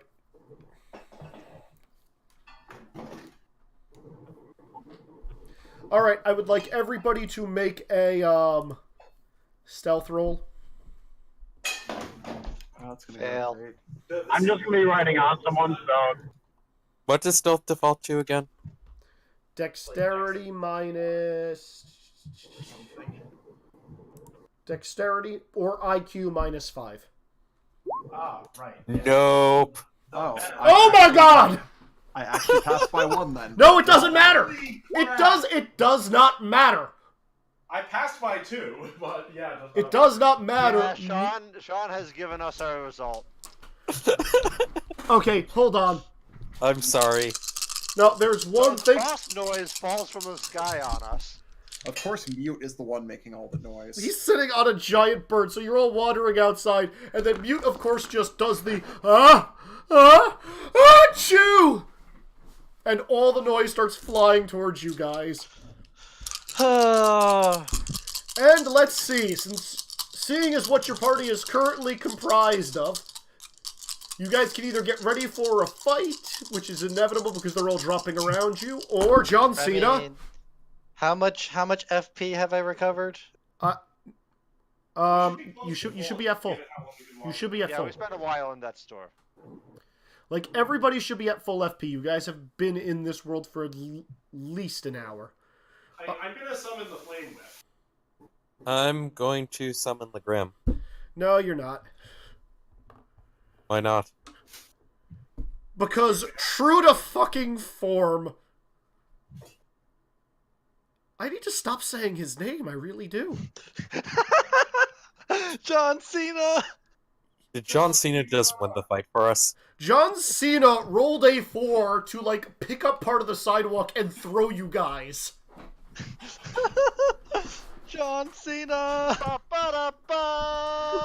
That's... So, yeah, all of you... So, as the noise is descending on you guys over here, John Cena picks up part of the pavement, and all of you, minus John Cena, are now over here. You missed Mute, Basil, and Orion. Yeah, I know. No, John Cena! Good luck! Finish to us again, John Cena. Yeah, no, the noise materializes around John Cena, and as you guys, yeah, as soon as they start attacking him, he literally disappears. So we have some time to prepare. John Cena's a Force ghost now. It's beautiful. John Cena MVP. No, you guys can avoid this group of... so, effectively, I gave you guys a couple of lives. John Cena was one of them. If you want to avoid this fight, you can avoid it and move on to the next one, or you can take them on. It's up to you guys. Well, John I mean, Cena... we're going to have to fight them eventually. We know this. We may as well avoid these ones for now. Yep. Yeah, let's keep moving. Okay. Let's see.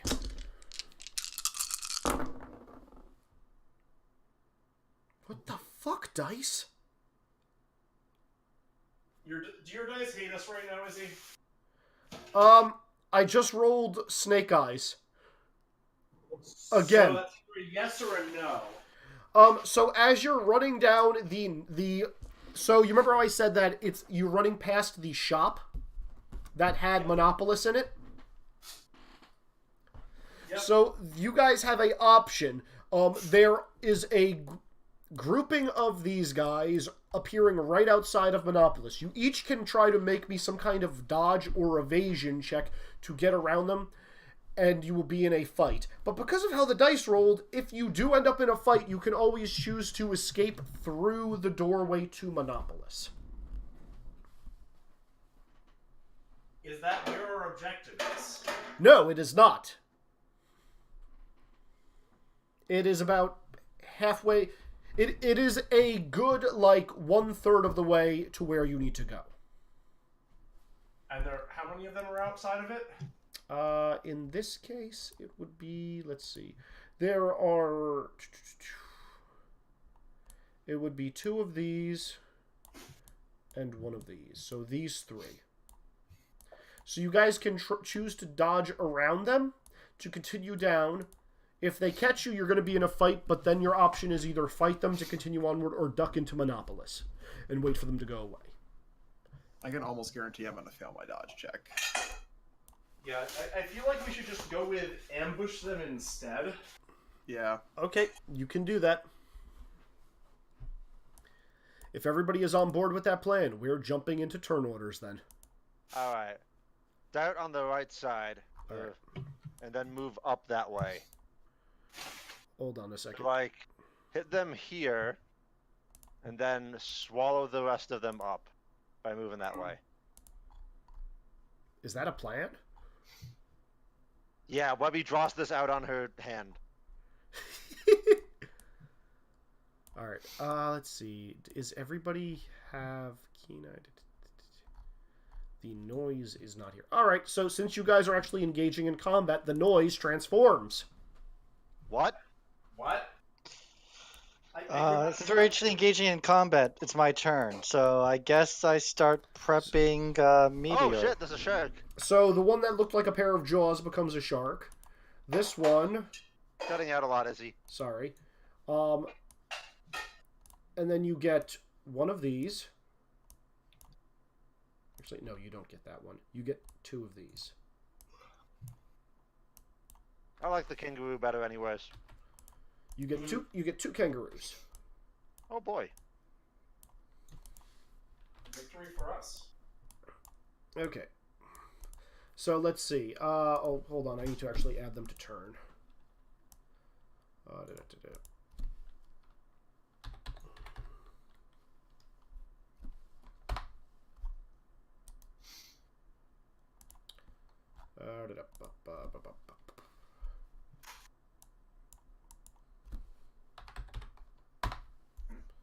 Okay. So, first up is Orion. Start casting Meteor, setting location. You set location when you finish the cast. Okay. Start casting Meteor with radius of 2 yards. Seems excessive. Okay. That's the minimum radius you can set for it. Alrighty, sounds good. I think that's yeah, that's everybody. Okay, next up is Webby. Alright. I'm sorry, I missed where Orion's radius is going. He's charging and he hasn't actually cast anything yet. Okay. Spend an FP to move and attack this thing.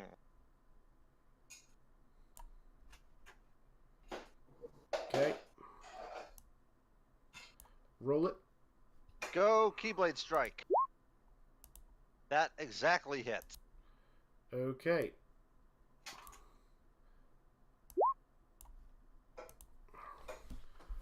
Oh, how good is this thing at dodging?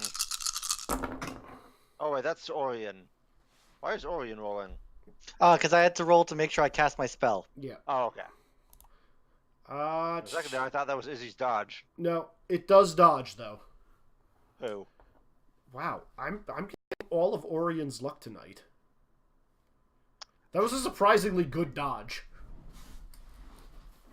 What do Alright. you mean get my luck tonight? I have no luck. Stealing If it makes you feel any better, when I'm a player, I have garbage luck. It's true.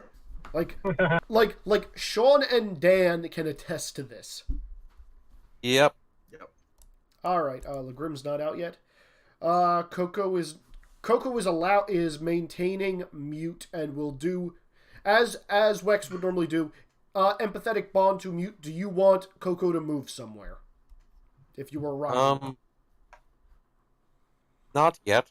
I don't think. Okay. Muriala? Cast Flame Whip. Move closer to the enemies. Okay. Alright. Next up, it is the kangaroo's turn.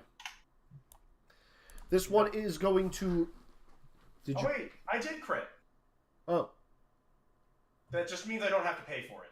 Okay. Awesome. I was going to say him. Alright. Webby, the first kangaroo is going to attack you. No! It's going to charge at you, rear up on its tail, and then attack you with those strange-looking feet. With a double kick. It gets 2 attacks. Oh, shit. Yeah. Never mind. The first one misses. The second one, however... Yeah, passes by 1. Okay. It does hit. I parry it. You have successfully parried. Okay. Second one is going to... Does it go for the person close, or does it go for the other Keyblade wielder? Neither. It actually avoids you and goes straight for Miguel.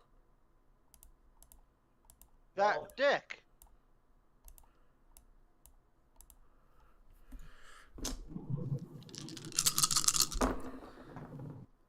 That hits. And second one also hits. Miguel, no. Okay, Miguel is going to attempt to dodge the first one. He does so just barely. The second attack, he is going to attempt to... He'll try parrying with his guitar.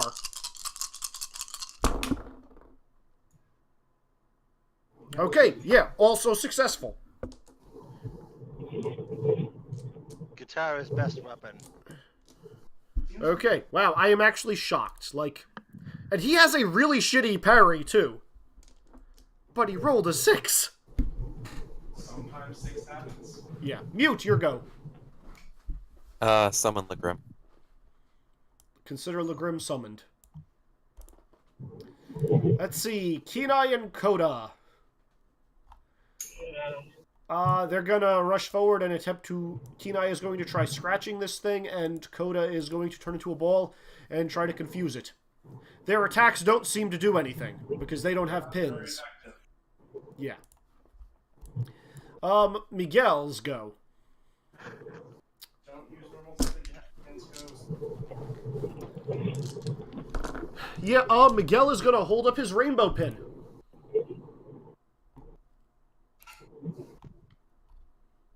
And, where the hell is it? You guys, can you hear me? Hello? Hello? Hello? Can you hear me? Yes. Yes. Can hear you. Now we can.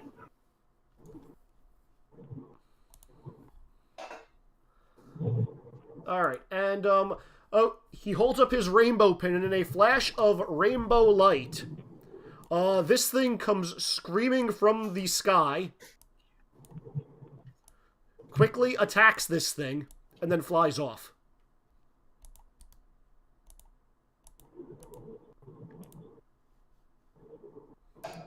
Okay. Let's actually see if that attack hits. Yeah, that hits. Will it dodge? It will not. Damage is as damage does. Okay. First attack has landed. Next up, Basil. Well, time to see if this works across different types. Gonna try and use domination on what targets are there? You have 2 kangaroos and 1 shark. Let's take the shark. Okay. You're in the car, aren't you? I'm driving home from Troy. Let's see. Activation roll. Passes. Going to roll your control. You pass by 4. It's will. You fucking kidding me? Mind control, best ability. Well, it helps that it's an intelligence roll for me, which is my intelligence is 15. And Yeah, what's the will save stat? Well, no. It's his will. The thing is, he rolled a 15. So his will needs to be at least a 19 for it to have hope to pass, which it's not. So yeah, shockingly, you now have a frickin' sidewalk shark on your side. Woo! But, like, it's definitely caught. It's not, like, backbiting or anything because it's not a Heartless. You're not sure exactly why. It doesn't appear that these are creatures of darkness in any way. And yet. Okay. This works Anyway. This works for a reason right now. I'm not telling you what it is yet. All right, I'm just glad it works because this is my only option, pretty much. Also, I bound it to the pit. Anyway, so second mental action, have the shark attack the unharmed kangaroo. Okay, so the shark spends an FP to move, and it dives under the pavement, disappears from sight for a second, and then appears directly under the kangaroo and tries to skewer it. Because that's actually what this enemy did in this game. And it was annoying as hell. Wasn't that bad. Alright, let's see. Shark's attack. It misses. Well, Okay, so what I'm learning from this is the online dice roller hates my guts. My physical dice love me. Alright, yeah, that's Basil's turn, and that's the shark's turn. So, Dr. GD Boy. Well, guess we're gonna aim at the shark boy. The one that's being mind-controlled by Basil? Oh, sorry, I mixed up which one was getting my control. Sorry, aiming at the kangaroo boy then. Which one? The one by... Yeah, I'll do the one by the bears. Okay. Take aim and fire. Well, I have to take aim, and then next turn I can fire. Okay, you can do that. take aim happens first. Alright, next up is, once again, Orion. Continue casting spell. Step back. Alright, Webby. Well, now I have this thing flanked by a shark, but okay then. I attack it with a keyblade. Roll it. That's a hit. I hope. He attempts to dodge. Yeah, no. Alright, do I get my darkness damage bonus for this or no? No, you do not. These are not creatures of that's darkness. gonna lower my damage a bit. 6 damage. 6 damage, you say. Okay. 6 keyblade damage. 6 Keyblade damage. Oh ho. Oh my. It has taken it. Now it is Legrim's turn. Okay, let's see. Going over.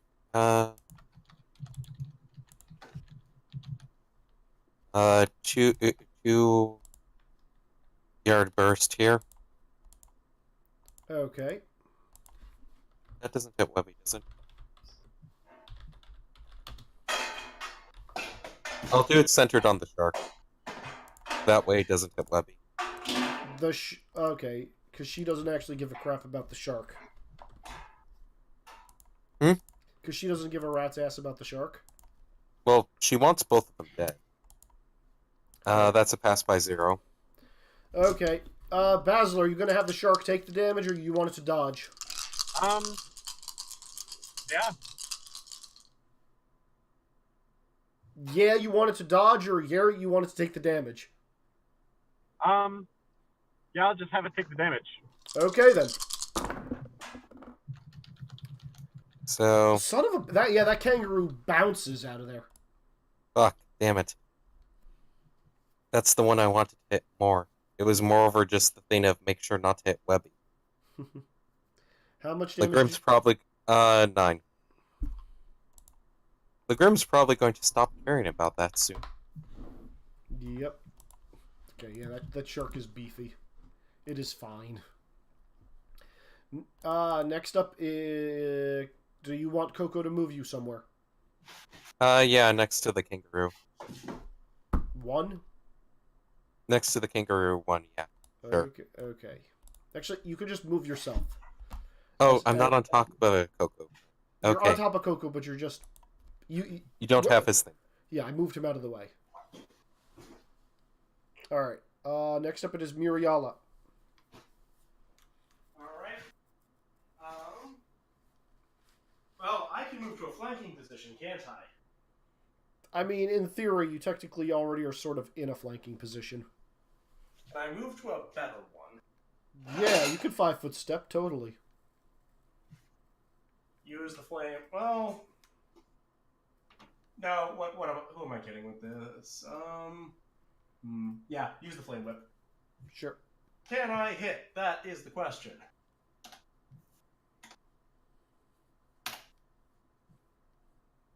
Damn. I don't think that's a crit. Well, Because pass. my skill level is high enough, I don't think that's a crit. No, that is not a crit. Well, it's a pass by 8, so it wouldn't be a crit.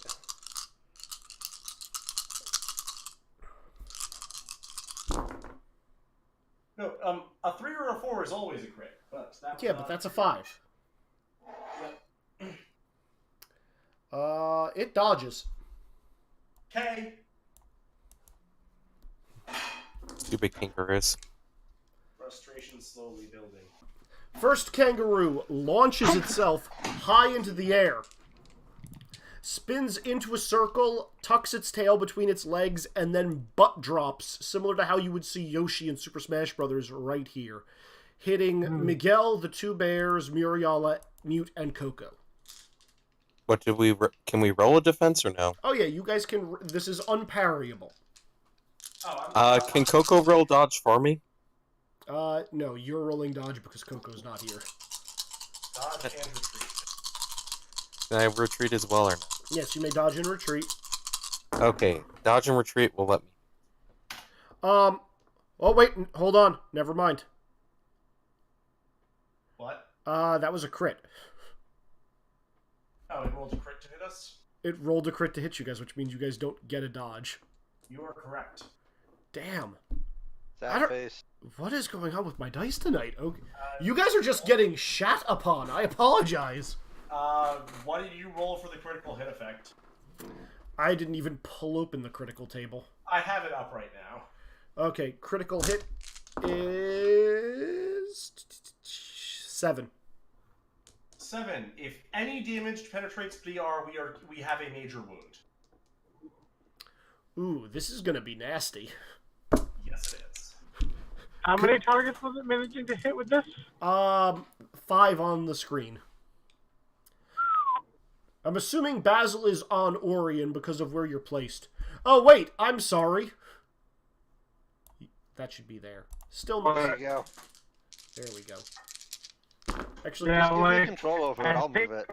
Last one I was taking out with, so. What in the world? What do you get, Izzy? I haven't done anything yet. I'm just giving control of Lena. I think that was a comment about... You have control over Lena now, Webby. Woohoo! Alright, so as far as damage goes, this isn't a highly damaging attack. Oh yeah, that's like nothing. That is surprisingly shitty for 3 dice. I guess my dice will always be rolling low. That is only 5 damage to each of you. However, you are all knocked down as a result of this attack, and will need to spend your next action getting back up. Okay. I take no damage. That's fine. Mute, what's your DR? Probably not high enough because let me just click. 3. Alright, you took 2 damage, which means you are taking a major wound as a result. Sorry, can you repeat that? Since you took damage that bypassed your DR, you are getting a major wound. What does that do? Roll HT to avoid being stunned. Is that it? You are also automatically knocked down. That's the other part of it. And I'm assuming this is major wounds to torso, is he? Yeah. Failed. So you're also stunned now. You are stunned. Every turn you roll HT to recover. Major wounds to torso is...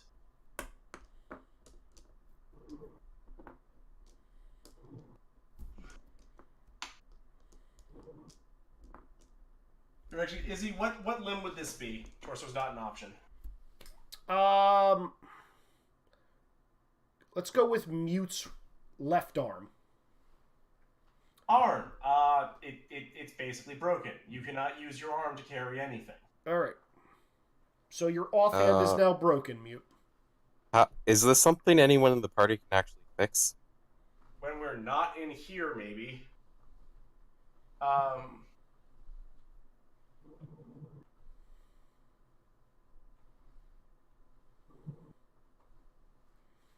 Alright, that is it for that kangaroo. Other kangaroo is going to attack Webby. It is oh, oh, excuse me. Zintyke. I am sorry. Other kangaroo is going to spin around on its legs and hit it. Try to attack Webby by swinging its tail like a baseball bat at your head. Cold shot. It is a cold shot head. Oh shit. Yeah, and never mind. It does not hit. It's okay. It wasn't John Cena. It wasn't John Cena. So. It would not have hit you anyway. Like, that was just a garbage roll. Hooray! Fails. Yeah. Mute. You need to roll against being stunned. So, roll will. Or no, roll HT. Nick, HT or will, I forget. That's a success. All right. You spend this turn getting unstunned. Yep, you are unstunned now. The Bears spend this turn getting their asses up. As does Miguel.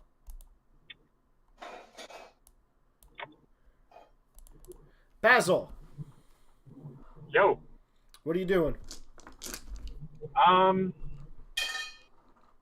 Gonna have the shark try to latch on to the one that just managed to stun most of the group, and use second mental action to try and capture the other kangaroo.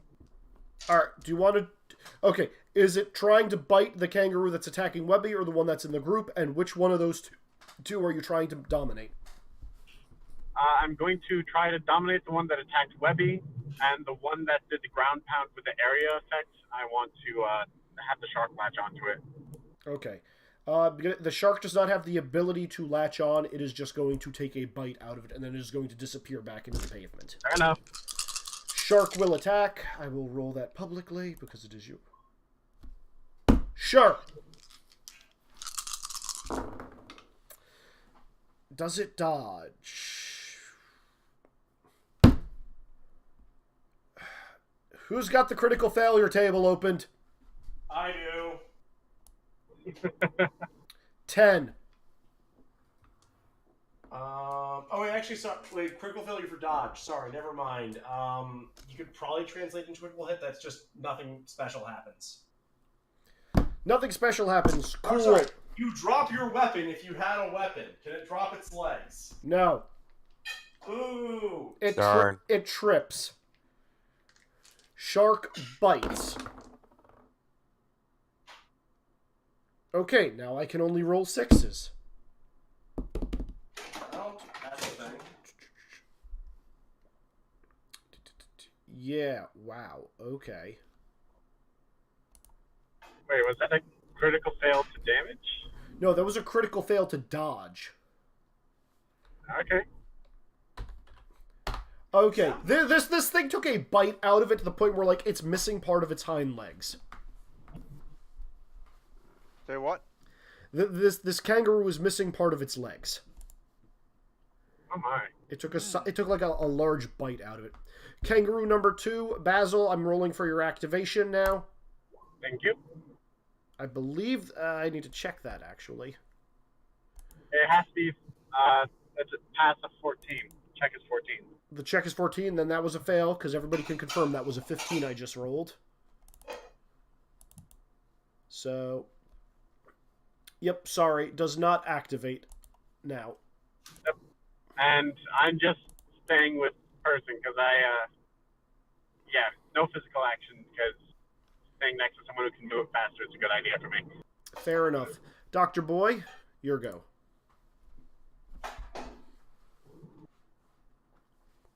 Doctor. Oh, apparently I was still muted. I will open fire on Mr. Kangaroo. 1 or 2? 1, the one I was aiming at. Alright, roll it.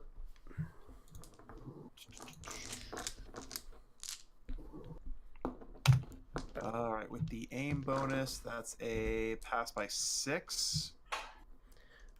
That'll hit, and it can't dodge because it failed its last dodge. It crit Alright, failed its last dodge. So he's going to take 7 bullets then. Roll it.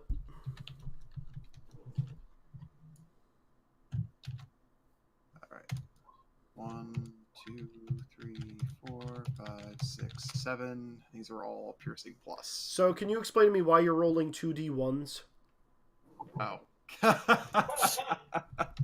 And you almost got away with it. You almost got away with it. So, Let's try this again.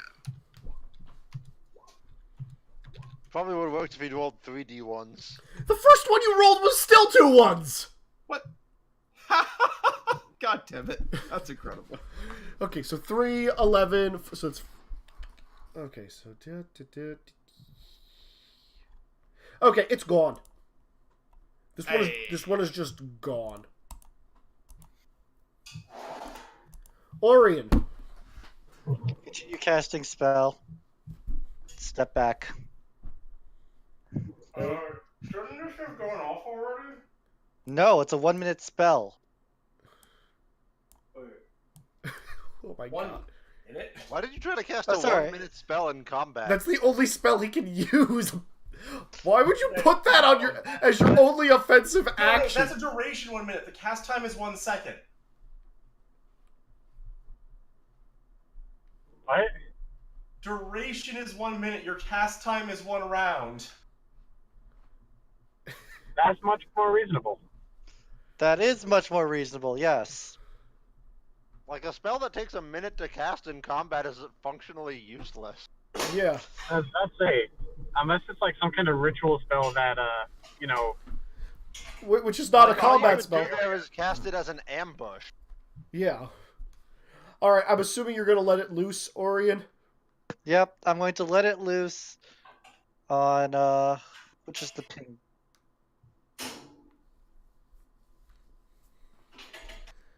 You said you're making it 2 meters, right? 2-yard radius, so... Alright. how do I ping again? Just hold down left click. Okay. Let me actually get out my 3 yards. Are you just trying to hit the kangaroo, or are you also trying to get the shark? The shark's is within. Oh, yeah, it is. Okay, cool. Roll it. Since it's an AoE, they'd have to dodge out of it, I believe, correct? So roll me the hit to hit.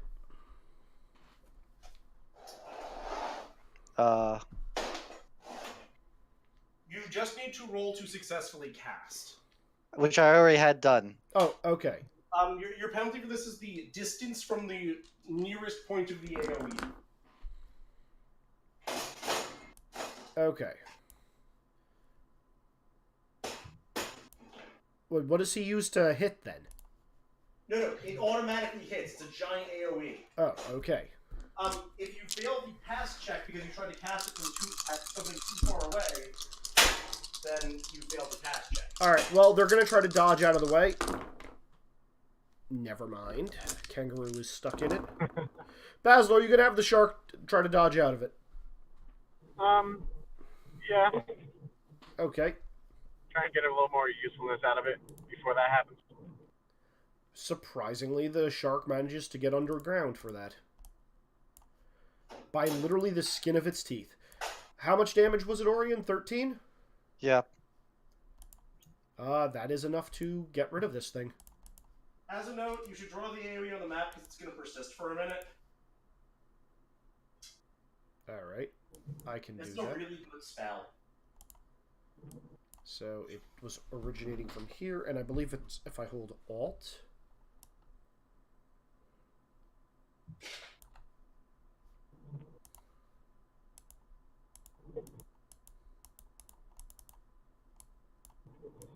Oh, come on, what the hell? Why can't I select this stupid circle? Are there other tokens on top of it?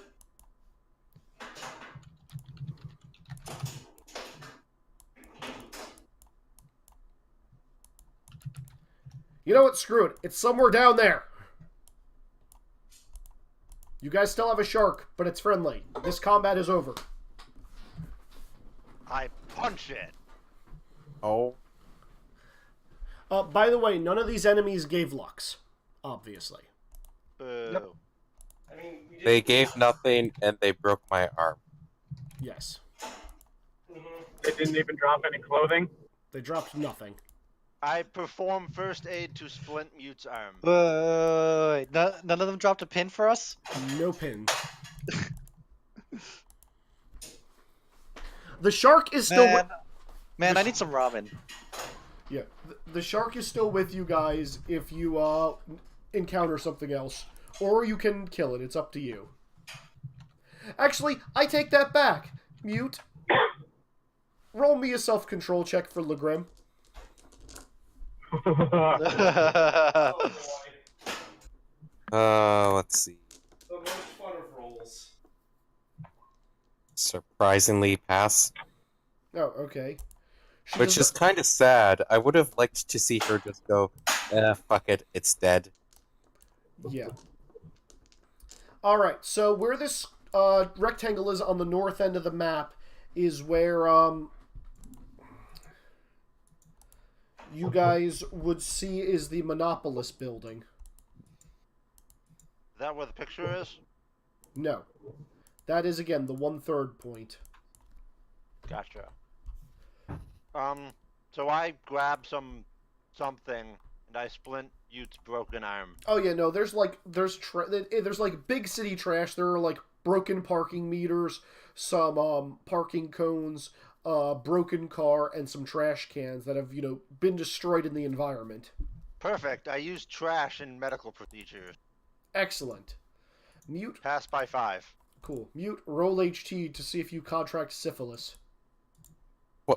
Why? It's tetanus, or maybe HIV. But probably syphilis, though. I was Actually pass HT, and how the hell would that be what I get? You're. This There's is the. so much syphilis in these poking meters, guys. This is the. This is the Dream Worlds, guys. All right. Oh, so you're just dreaming that he did something that would cause that. Gotcha. Yep. All right. What? So again, you guys could go into Monopolis up here, or you guys could keep going down towards this end. Keep going towards the thing we want to look at.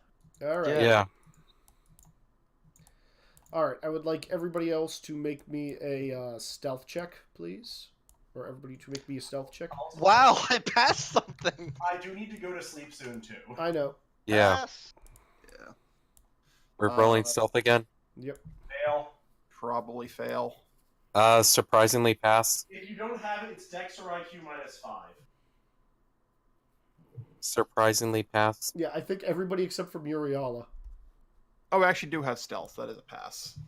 I won. I Okay. have shadowing. It's not helping me here. I mean, you can shadow somebody who didn't pass out. I will do that then and follow their trail and thus pass by 3 instead. Oh, son of a bitch, Kenai. Did Kenai crit fail? He did not crit fail, but he failed, which means, as you guys are wondering ahead, he's going to trip over some garbage and he's going to get swarmed. And combat part 2. I mean, you guys can just leave him. No. We do not leave the burr. Who are we leaving? Well, Kenai, one of the bears. No No, one. we're not leaving Kenai. I attack. All right, this time it's got a bunch of bats. I mean, That we're not sounds like something monsters. Orion will be able to wipe for us. It's not like he's Hospital frightened. thing. All right, so first person to go is Orion. These have the same speed as the kangaroos, which makes my life easy. You guys still have a shark. Yep. Orion, what you doing? Begin casting spell. Oh, look. It does not cost you anything to cast that, I believe. So there's 2 more kangaroos and now 2 bats. Wait, no, what- it's 2 bats. Wait, Just what's 2 that? bats. There are actually no. There should be 3 Yeah, of these. you just get to cast it this turn, Orion. Oh, I just get to cast it? Yes, it's casting time of 1 second. It just goes. Okay. Well, we have a 2-yard radius of... Yeah. Centered on this spot. I'm gonna do it for 12 cost again. So... Okay. Oh, you're burning through your FP on the previous one, not this one though.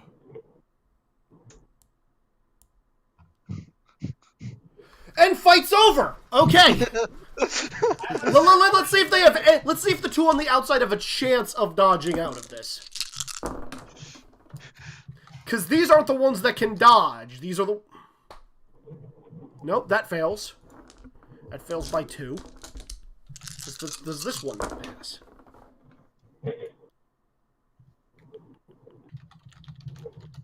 Pass by 0. This one gets out of the range.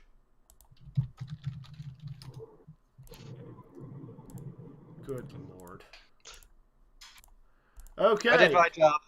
Is Legrim currently summoned or no? Yes, it's still there. You have not unsummoned it. Webby. So there's... Wait, where did the other bats go? They were killed in a fiery murder meteor inferno. Oh, that's always good. I attack this bat. I'm sorry, I'm just amused by the fact that you say, oh yeah, that's cool, I just attacked this bat. Okay, roll it. 12. I hit the bat with the keyblade. It's going to attempt to parry you. Harry. Yes, with its talons. Trixie. It succeeds. Ah. It manages to actually catch the Keyblade in one of its like claw-like talons. And just kind of push it away. Legrim. 2-yard area of effect that it gets caught in, and I guess I will still be making it so Lena and Webby are not caught in this. Boop. That's a pass. Okay. It will attempt to dodge.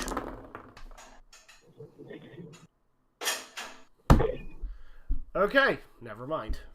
How much damage? 7. No DR. Okay, it is not down. It is hurt, but it is not down. Muriella. I don't get to move for mute? I mean, Coco? I mean, if you want to, but I was just going to put you on your tick. Okay. This is right after the previous fight, right? Yes. I have to all-out attack to get over to that. Or you can spend an FP. No, I think Muriel is also annoyed enough to all-out attack at these things. Sure. After the last time. I want to do a single or a double, that's the only question. Fuck it, double.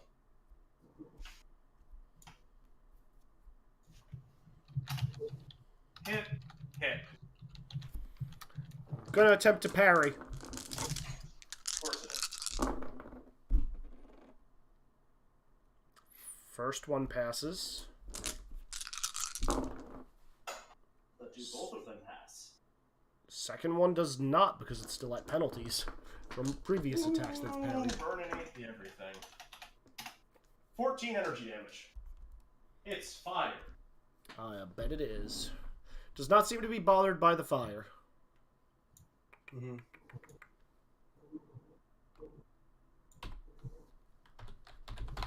Okay.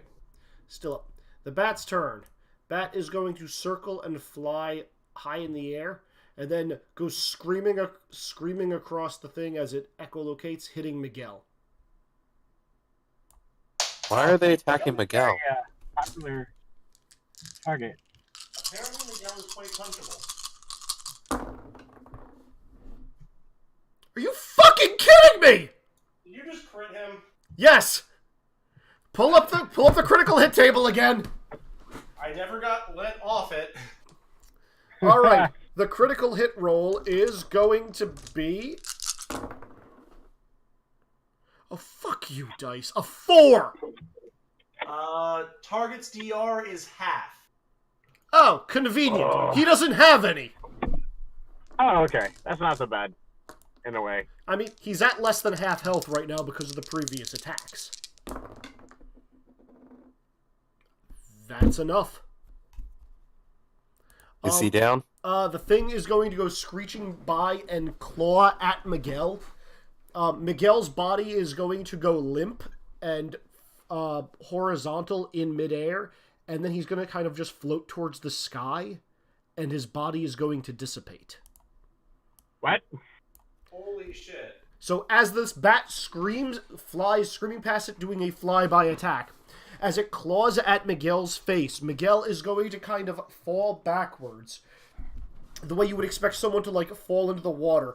And it's as though, like, waves or something catch him, and he just slowly drifts upward while lying on his back in a completely prone position. And as he raises up to about the top of the shop level, his body just kind of dematerializes, and he vanishes.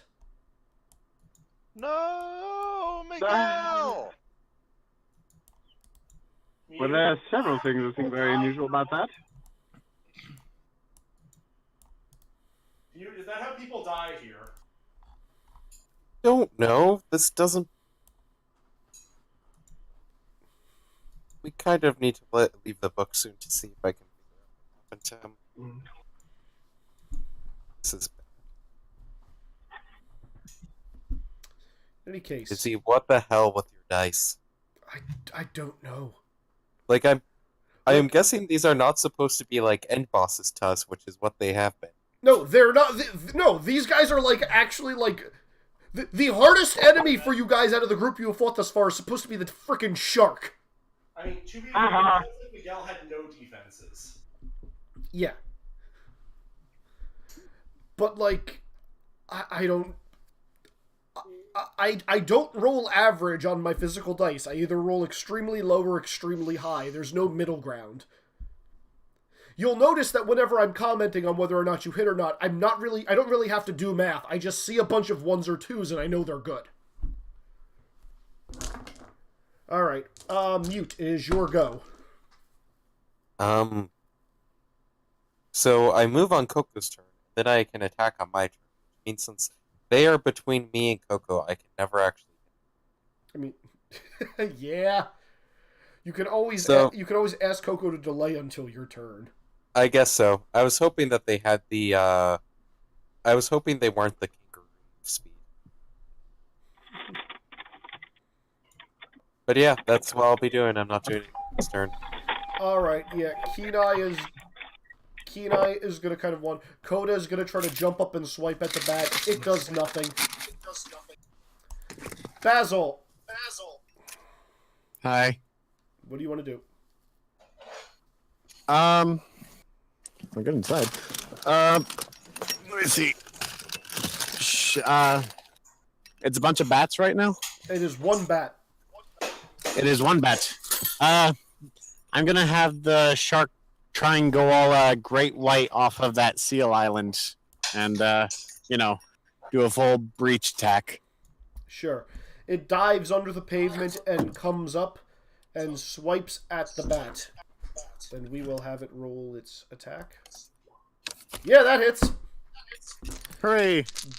Oh god, bat is shitty at dodging. Or, it can roll a 6. Did it dodge? It dodges, yeah. Okay. You have one more mental action if you want it. Try to dominate the bat. Alright, your activation I am rolling now. It passes. Your roll Okay. for intelligence. Nick, roll me the critical table. Really?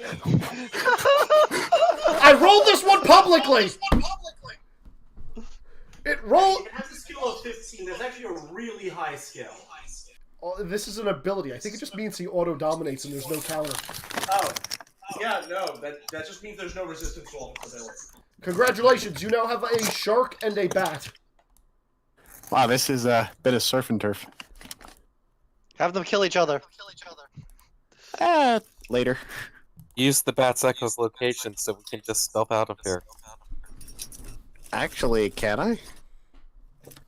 I mean, I have aerial support now. I can use it to scout out. yeah, but you can't speak its language. No, but... actually, no. Yeah, it doesn't have feedback, so I can't see through its eyes or whatever. Congratulations. This fight is so stupid. You're welcome. Note to self, nerf mind control. We need to...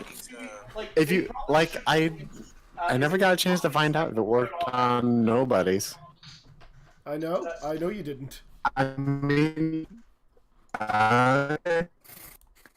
Alright.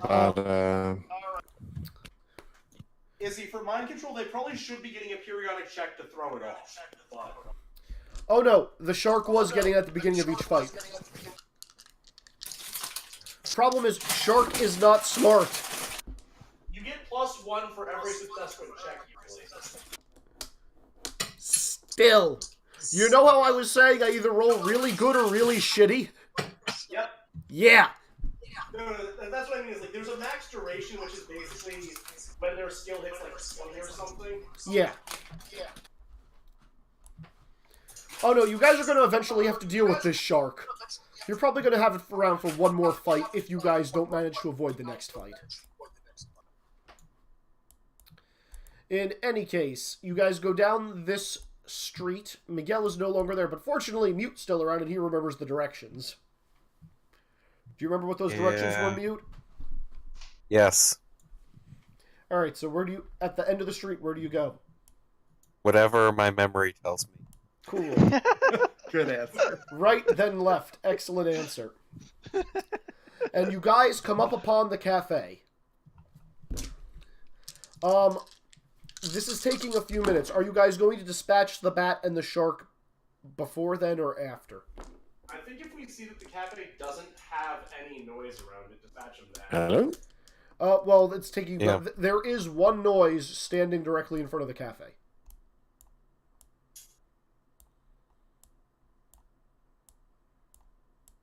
Charge the other noise? Have them deal with the other noise and kill each other. Okay, you guys are just going to send in your summons. Yep.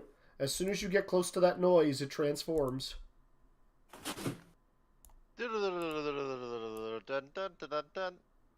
Oh, it's a wee little thing. Oh, shit! Well, it's a good thing we sent the noise out first. Yeah. Yep. In chess, the pawns go first. Yep. Alright. Never move your king first. That's a dumb I don't script. know. I feel like Webby could jump over the pawns and do something like a suicidal knight charge. But what are you talking about? I need to move my king right next to yours for a stalemate, right? That's how that works, right? That's not how that No. works. Checkmate using your king for ultimate embarrassment on the other side. Also, with... Actually, no, this thing doesn't need any support. It's probably a very stupid idea on my part, but it does not need the support. Alright, first up is Orion. I do nothing but hide. Well, you're in the front. Why am I in the front? Well, you should move your ass. There you go. Okay, this thing is going to roar at you guys, and as that happens, electricity begins to spark between its horns and all of the thorns on its back. It is charging an attack. Webby. What was that, Nick? Is there cover to get behind for us? No, this is kind of an open area. We're going Like, there is a set of stairs over here that you guys came down.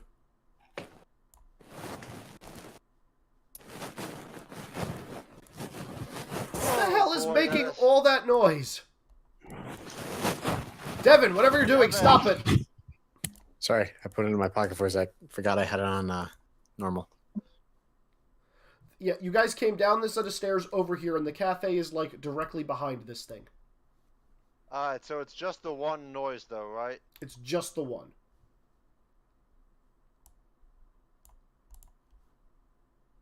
Well, I only have one thing that I really do, and that's whack things, so...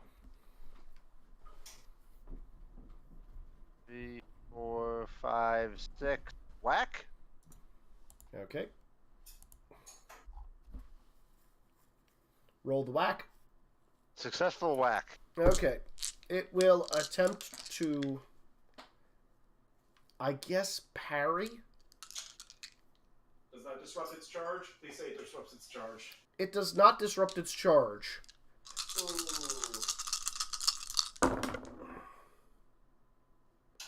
It does successfully parry and is allowed a counterattack. Shit, seriously? Seriously. You may dodge away from the counterattack. Can I parry the counter? It is the part of the charging electricity is going to zap off, so no, this is unparryable, technically. Oh. Yeah. Like, it's blocking you with its hand, and as your keyblade blade connects, electricity is surging up its arm and trying to hit you. Okay, that's a very average roll. Surprisingly, but it does hit. You can't roll average, that's a lie. I failed to dodge. Oh. Well, lucky for you, it is only,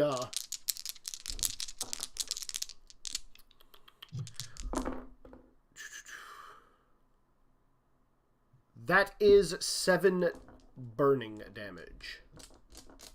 Does DR apply to that? It does. Okay.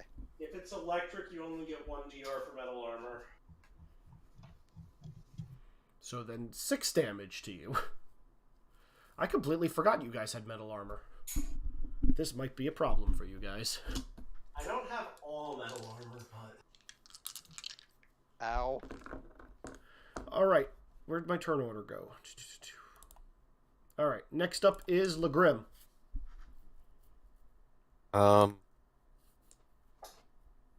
Well, going to try hitting it with an area attack. Sure. Have we already lost the shark and the bat? No, they're still there. They haven't had a chance to do anything. So, area attack, 2 yard. I don't think it can actually dodge. It cannot dodge something like that, no, unless it is in the air, which it is presently not. 4 damage, negates, it bypasses DR. Okay. Okay. You may move because it is Coco's tick. How much speed does Coco have? Lots. I'm just going to say you move Coco's speed on your turn. That way I can consolidate this. Okay, I'll wait then. But in the meantime, actually no, that's not when that goes because it goes on Basil's turn now. Muriel, it's your go. How far away from it am I? That far away. Many. I'm gonna move. Fair Actually, 4, 5, 6, 7. I'm gonna move an attack because I have the FP to spend. Sure.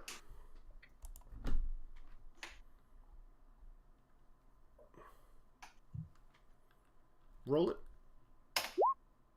Unparryable. Okay, it cannot dodge out of the way. That will interrupt its charging. So it takes the hit. Wait, the wide area effect interrupt its No. charge? Flame Whip. Flame Whip is unparryable. Yeah, it will. No, it didn't move. It's still charging. 12 damage and burning. Okay. It takes some damage from this.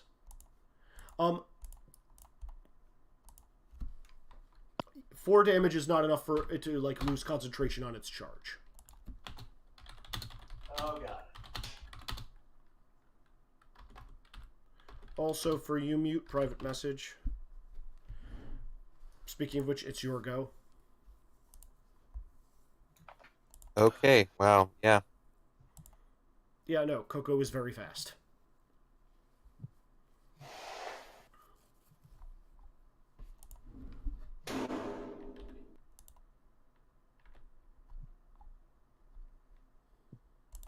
He's gone.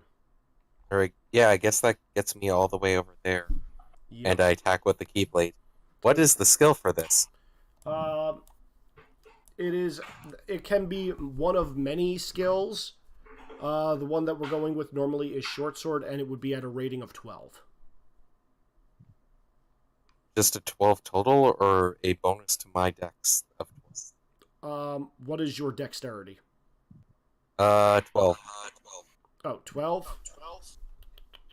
It's probably Dex plus 2 then for the skill, isn't it? Yeah, that was the skill.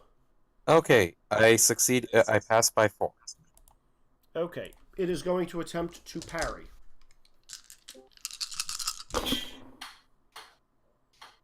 Wait, did someone just join us? Yeah, me. Yep, Basil, Oh. off of phone. I'm actually home now. Cool. You should pull open your sheet because you're going soon. He failed that parry. Yay! Actually, no wait. No, it's not a critical failure. It's just a 17. So, Damn it. Are you sure you don't want to treat it as a crit, Izzy? I'm pretty confident I do not want to give you guys an easy one for this one. What do I roll for damage? God, I don't even remember. Something in Lex's sheet? Actually, I think the person who knows will send me the damage on that, please. On what? Keyblade.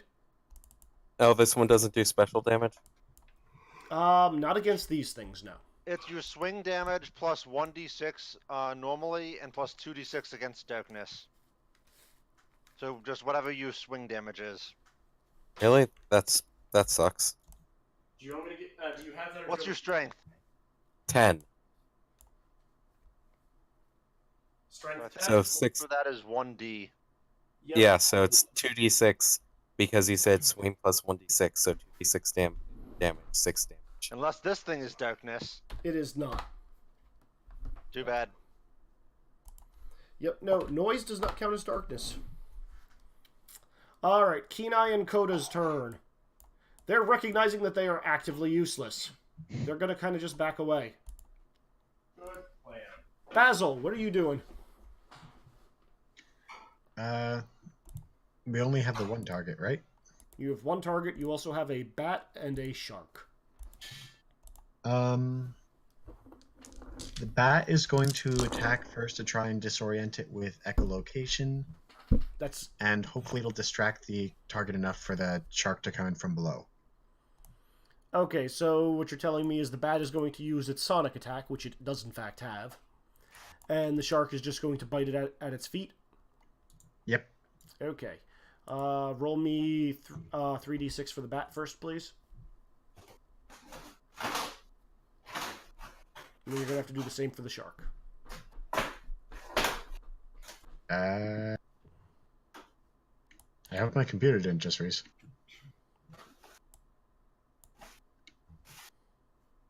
Well, not my computer at least, but oh, there they are. Okay, Okay, those both hit. cool. All right, it's going to try. It can't parry the sonic attack, and it's not going to dodge out of the way, so it's just going to. Attack's probably the dodge only. Yeah, which it's not going to do because that's going to interrupt it. So it's going to take the sonic damage, which is minimal, because this thing actually does have a thick hide. And then, but the shark, it is going to try to parry with its talons. I was Unfortunately, about to say, would thick hide actually be a defense against a sonic attack in its ears and head? in this case, yeah, All right. the shark will hit. Wow, shark actually manages to take a good amount of damage onto it. Has any of this broken concentration? The shark is actually going to get it to dissipate its charge. So there's no longer electricity sparking on its back. Dr. Boy. Dr. Boy is gonna aim at the big boy. Sounds I good. just realized we do a bonus to hit based off how big it is, shouldn't we? Yes, yes, you should. Good. What is that bonus, is he? +3. Easy. It's its size mod. +3. Awesome. Alright. That said, Orion. I'm over here. Fair. Okay, this thing is going to jump into the air and roar.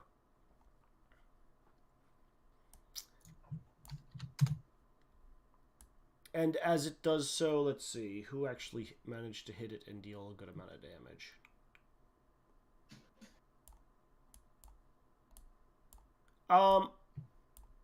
It's just going to swing its tail down and hit the shark.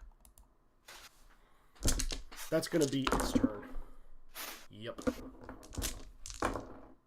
Yeah, okay. That happens. No more shark. Wow. Yeah. Oh, I mean, is it still charging an electric attack? no, it flew up into the air and attacked the shark, and the shark popped. The shark was damaged. So it's in the air now? It is in the air like 5 feet up. It is just It is like rooftop level of like what you would expect a low kiosk to be. But it's kind of just flapping its wings right there. So it is your go. I'm going to grapple and hook up to the top of the building. Okay, that'll put you at about eye level with it. Boop. Actually, right there. Because this circular thing is part of the building. Okay.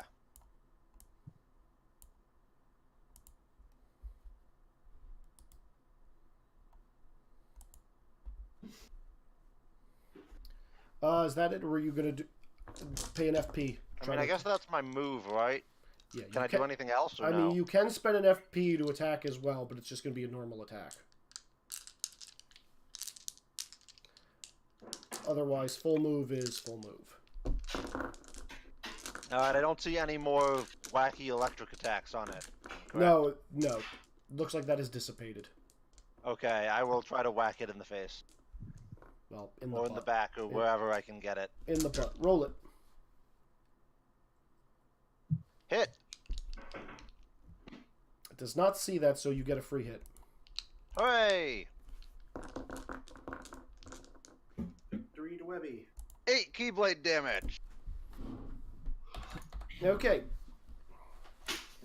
It roars in pain and turns and it spots Webby. Is now Legrim's turn. Okay, let's see. Wait, so it's facing me and not the other people who are about to attack it. I mean, its body is facing them, but its head is turned towards you. That's a hit. This, I guess, it theoretically can vary, but it would still take damage because it's an aura. What is it doing? Punching it with the other attack, the one that is. Oh no, wait, this is an innate. It is an innate attack that is melee instead of theory. Okay, so It is still cosmic, so I think it still damages it regardless. yeah. Well, But it can try parry. well, it can now dodge because it's in the air. Really? Damn. Yep.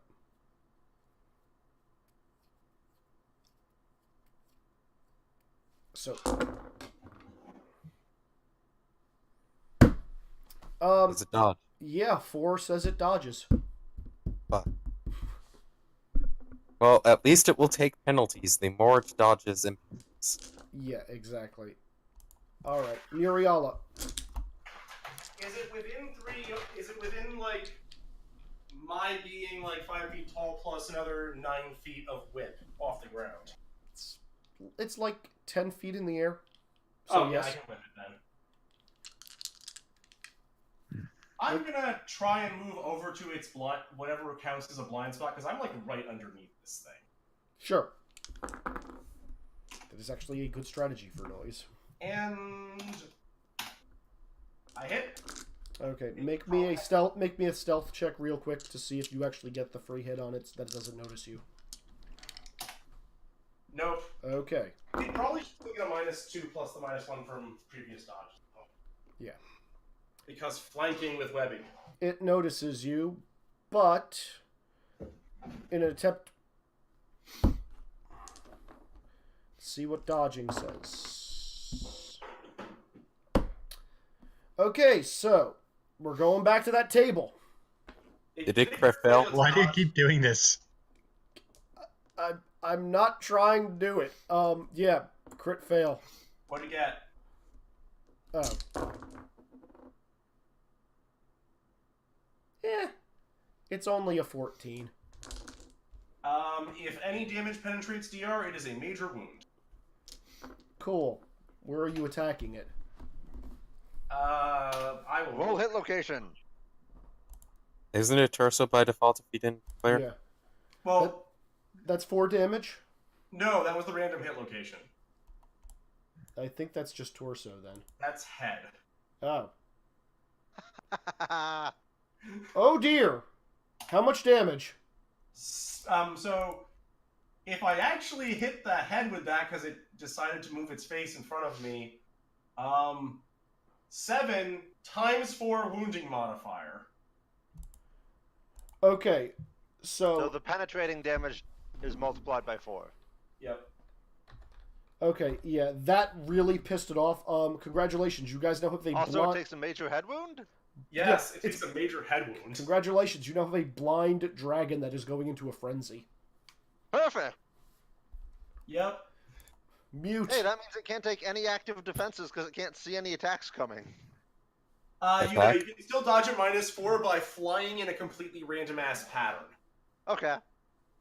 What are the all-out attack options? What? What are all-out attack options? +4 to accuracy, either +2 damage or +1 damage per die, or make 2 attacks. At our strength, 2 attacks is probably the best option. Yeah, let me do that. One It's attack. either 2 attacks or +4 accuracy, depending on what you want to do. Both hit. Alright, let's see if it flies in a random ass direction. Okay, I'm getting paid back for all of the crits earlier. Yep. Nope. Had to happen eventually, Izzy. Yep. 7 and 9. Yeah, that actually is enough to finish it, I believe. Mute for the final blow. Let's see. Oh, wait. Oh, nope. I'm sorry. Damn it. You are so close. Urian gets it. Well, it's Basil and then Dr. Boy's turn first. Oh, Dr. Boy, steal the vault and take kill. So, yeah. Basil, what you got? Well, I don't have a shark anymore. Do I have a bat? You still have the bat. Oh god, I might have named this bat correctly if he does take down a dragon. name him Batman. I named it Bruce Wayne. Well, let's see. Does it have anything besides the sonic attack? I mean, it has Talon attack. You said it has. Zubat used supersonic. I mean, you said that the sonic attack minimal effect, so I guess it's time to go for the eyes with the talons. Sure. All right, so that's going to be roll me 3d6. And what to eyes? I believe that's a -7 to hit. Eyes are -9. -9. Okay. Oh. Just Here I thought I'd be. just go for torso by Yeah, default. just go for a torso or for the head. Yeah, I'm gonna go for just the head more generally instead of like the body's gonna have thicker armor. Like, what if I said neck? Probably about the size of the head and probably just slightly less armored. Yeah. Neck, you want to use cutting attacks on. Yeah, it's the same as the Talons. Are talons impaling damage, Izzy? These talons are not. They would Then be cutting and neck is fine. Neck is -5. so -2 total because of size modifier. Yep. Crap. Actually, that passes by 0 because of. No wait, -2. Yeah, no, its attack base is 14. That's right. Oh. So yeah, you got it. Deals double damage. All right, so roll me 2d6.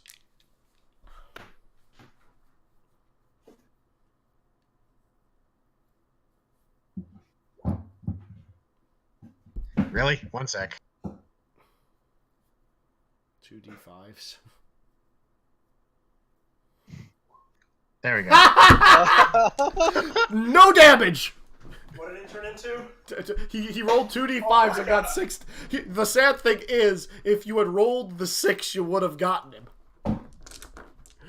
In any case, it is Dr. Goodboy's turn.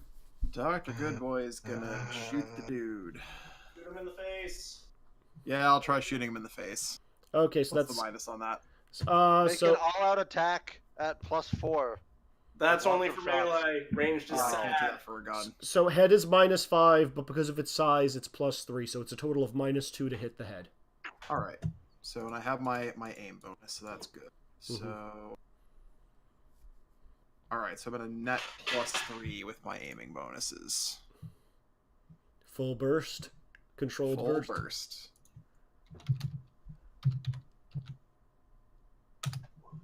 Let's see. It's a pass, not by much. Is my gun? It will attempt to dodge. Oh no, wait! It can't dodge because a crit failed. Haha. So that's a pass by 2, so 3 bullets hit. Okay. Nice.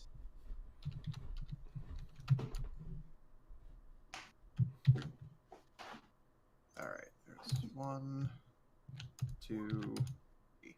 That's Yeah, pretty good it's rolls. done. It's done. It is complete. Dr. Boy gets the kill. Dr. Boy is the second gunman on the grassy knoll. Oh, dude. Da-da-da-da-da-da. Oh, come on. It's not that soon. It's really not. Really isn't at all.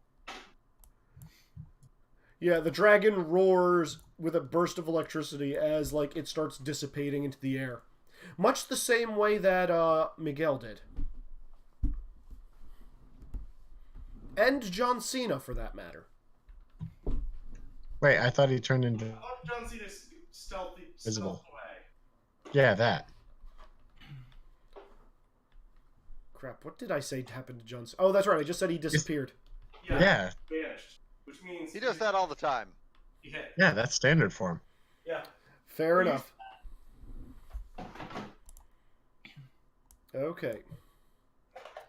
So with that, this combat is now over. Woo! Yippee! Dr. Boy got the kill. You did it finally. That was my second kill shot of this session. Nice. So, wow, I cannot for some reason. I guess I'm just going to clear drawings. Yeah, clear them. There. Wait, what the hell?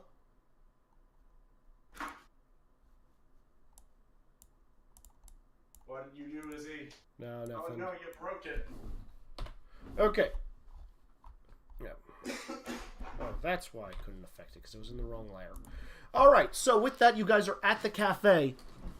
And, as you guys are rounding the corner, you notice that, there's the entrance to the cafe kind of standing in front of you, and right next to it is a image that you guys have... Some of you may have seen in Mute's book before. It is a image of this individual holding the Keyblade that is currently in Mute's hand. Did you post the image? Huh? The giant one that's on Roll20. Oh. Oh, oops. Like, Well then. you can't miss it. Well then.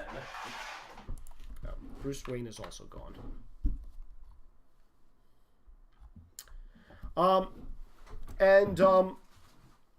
The door to the cafe is opened, and it has that lovely has a lovely symbol on the front of it.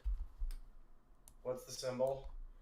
You don't really know what it says, but it is very similar to the ones that was in the 104 building and into the storefront that led into Monopolis.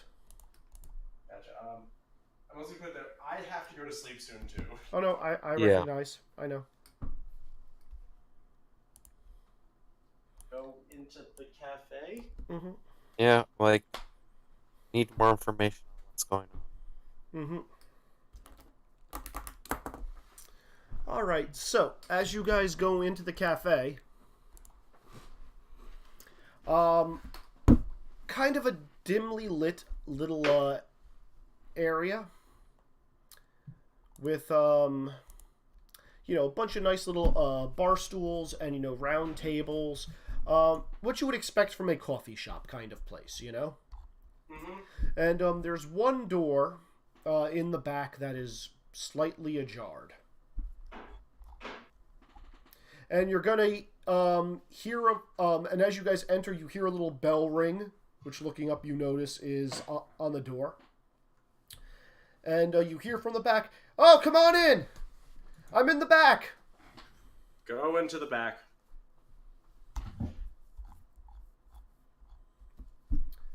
Alright, so as all of you kind of pile into the cafe and then head towards the back, you just... Oh, yes? Now, I'm just wondering if this is a specific cafe.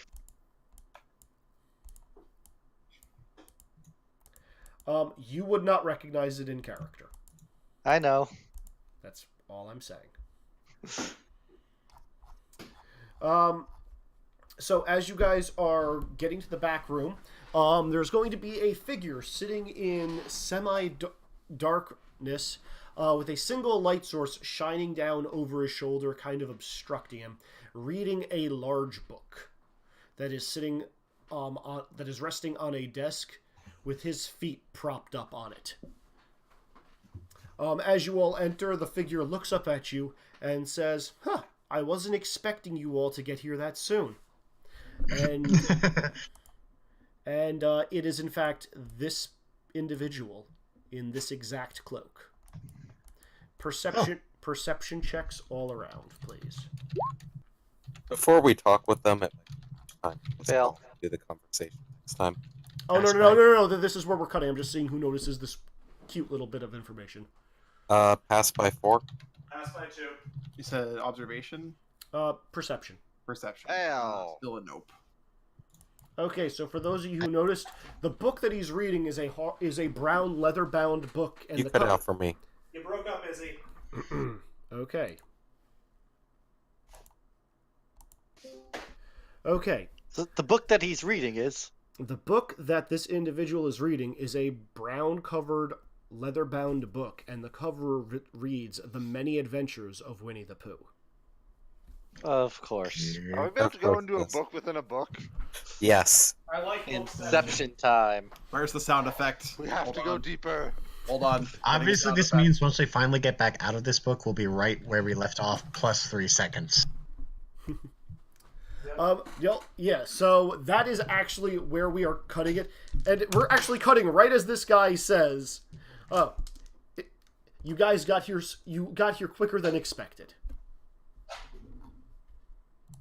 than expected. I have posted the sound. Everything is right now. Uh,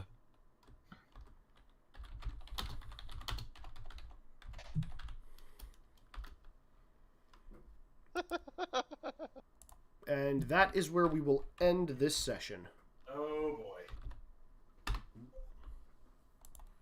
I just want to get to this sound. Where did you post it? General. General. It's a good sound. It is a good sound. Really good sound. Okay, so that is it. I hope you guys enjoyed this session. I was actually expecting you guys to be able to stealth through most of the noise or not get here at all. So Yeah. good job shocking me. we seem to be doing that a lot. We seem to be. Yeah, like, whatever. It's just that Izzy's not prepared. I'm prepared. I know exactly what was going to happen. I had all the stats ready. It's just you're not doing what I'm expecting. So, session 8. First off, I believe you guys did a lot of good fighting in this round. So, you know what? 3 XP for everybody. Yay! Hooray! I think that's fair. I Now, got electrocuted. Yes, you did. I killed things. I ranted about darkness. That was all I wanted out of this session. Man, I wish I was here for that. you can hear it on the recording. Next up for we get the questions. You can No, read I about some of really it. wish you and Mute were here for that. For which I'll have part? to The listen to rant? it later. Like some of it's in the in-character chat. Yeah. Yeah, I just saw some of that actually. So, Dr. Boy, what did you learn? What do you want to know? What are you hoping to find out? Well, I learned that darkness is a lot like alcoholism. And I learned that apparently slamming it and letting it rip are really not all that different. And I really want to learn how to get good at this game. Put points into gaming. Let it rip. Let it rip. All right, +1 to Dr. Boy. Aha.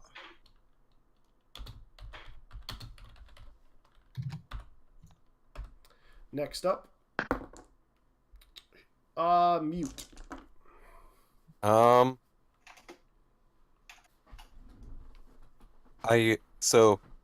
I have even more questions. The longer I'm spending here with people, the more we discover, the more questions I have.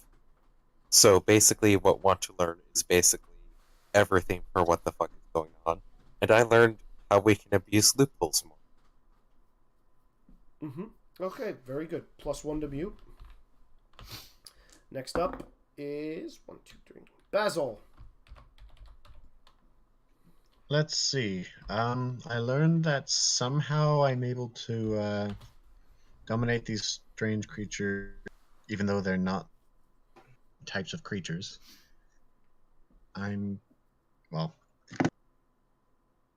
Relative to this section that I missed, I'm sure that I learned something interesting about the nature of the contract, and I might want to roll like some kind of psychoanalysis roll to see if there's anything I can drive about the motives of the person who wrote the contract. But beyond that,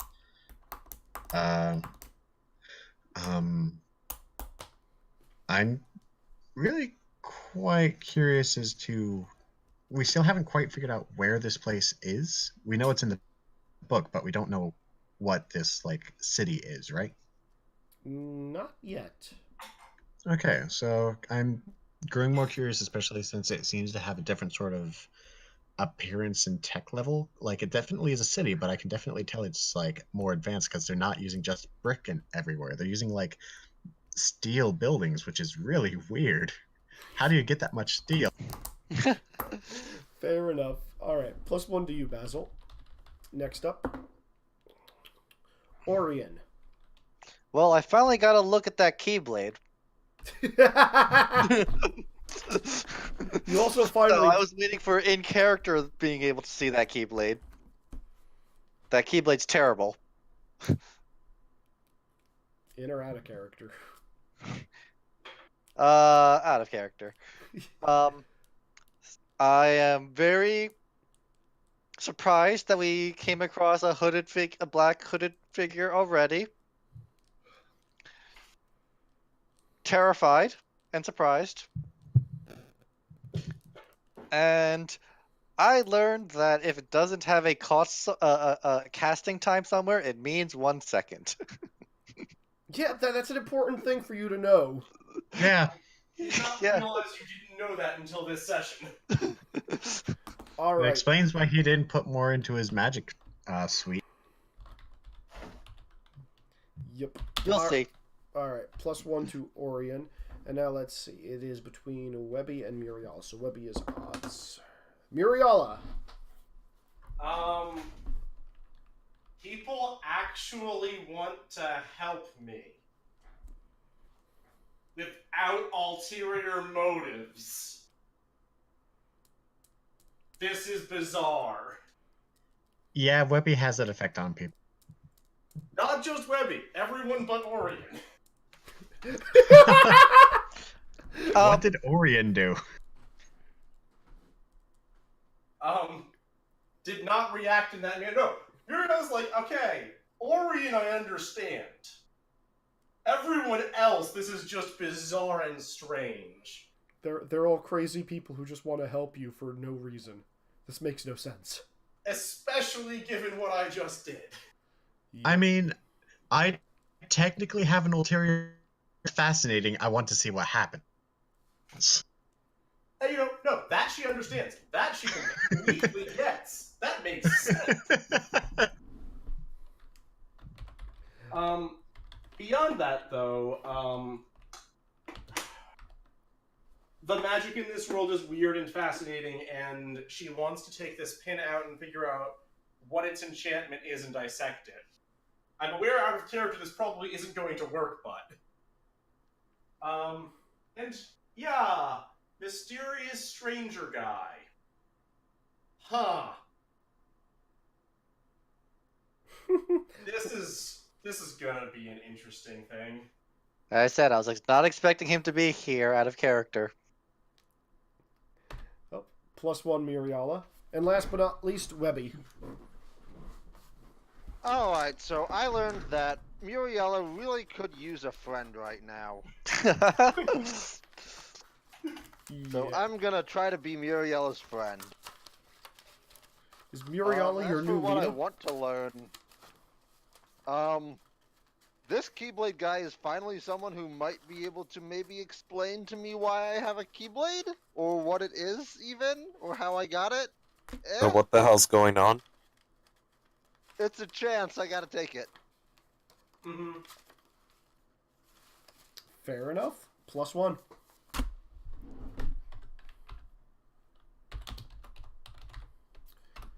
Okay, and now for the vote.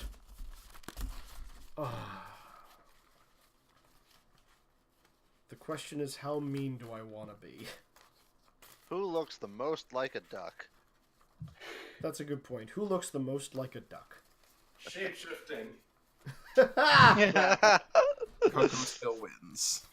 Okay.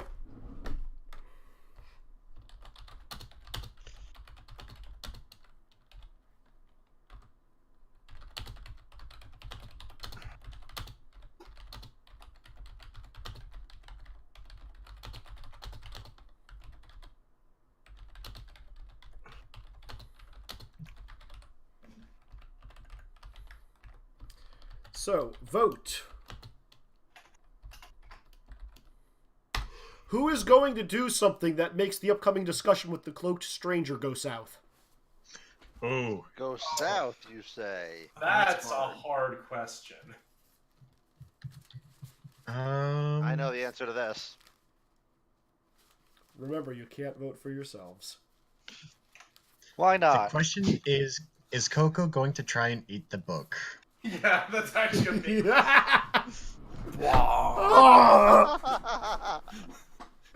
Then we'll be inside a book, inside a chocobo, inside a book. Okay, here's a question. Do we count mute summons as mute for this? Mute summons are presently not present. However, I see Mute doing something stupid with a book as well. Not sure what kind of stupid, but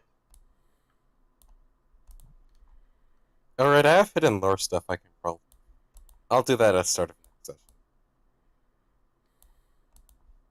Come to think of it, what happened to that spaceship that we're not flying right now? Are we in the bottom of the ocean? I know exactly what's happening with that right now. Dr. Boy crashed the ship again. God. I think it's called we're praying for a time dilation. Oh lord, am I praying for a time dilation? I do not trust R2 in the slightest. Oh no, I forgot. I'm glad one of you brought that up. That is actually on my list of shit that I'm like, remember to deal with this. R2 and C-3PO. R2 and C-3PO flying a ship. Mm-hmm. I mean, if R2 weren't blue screening, I would trust him to fly the ship. Alas, that is not the world we live in. Which of them is more trustworthy? Yeah, which would... Well, R2 would be the... C-3PO has no piloting. We've seen this on several occasions. I still trust R2 blue screening to pilot a ship better than 3PO. Yes. No, that's a reasonable... R2 will at least be able to turn... Yes, but if anyone has seen Rise of the Skywalker trailer, we now have to trust C-3PO with firing. Oh god. No! Oh. Oh, Disney, why do you ruin Star Wars for me? I'm handling it better than... I'm handling it better than you are right now. Okay. Alright, has everybody written somebody down? Yep. Oop, wait, nope. Nope. Alright. Okay, yes. Okay. Everybody voting in 3, 2, 1, engage.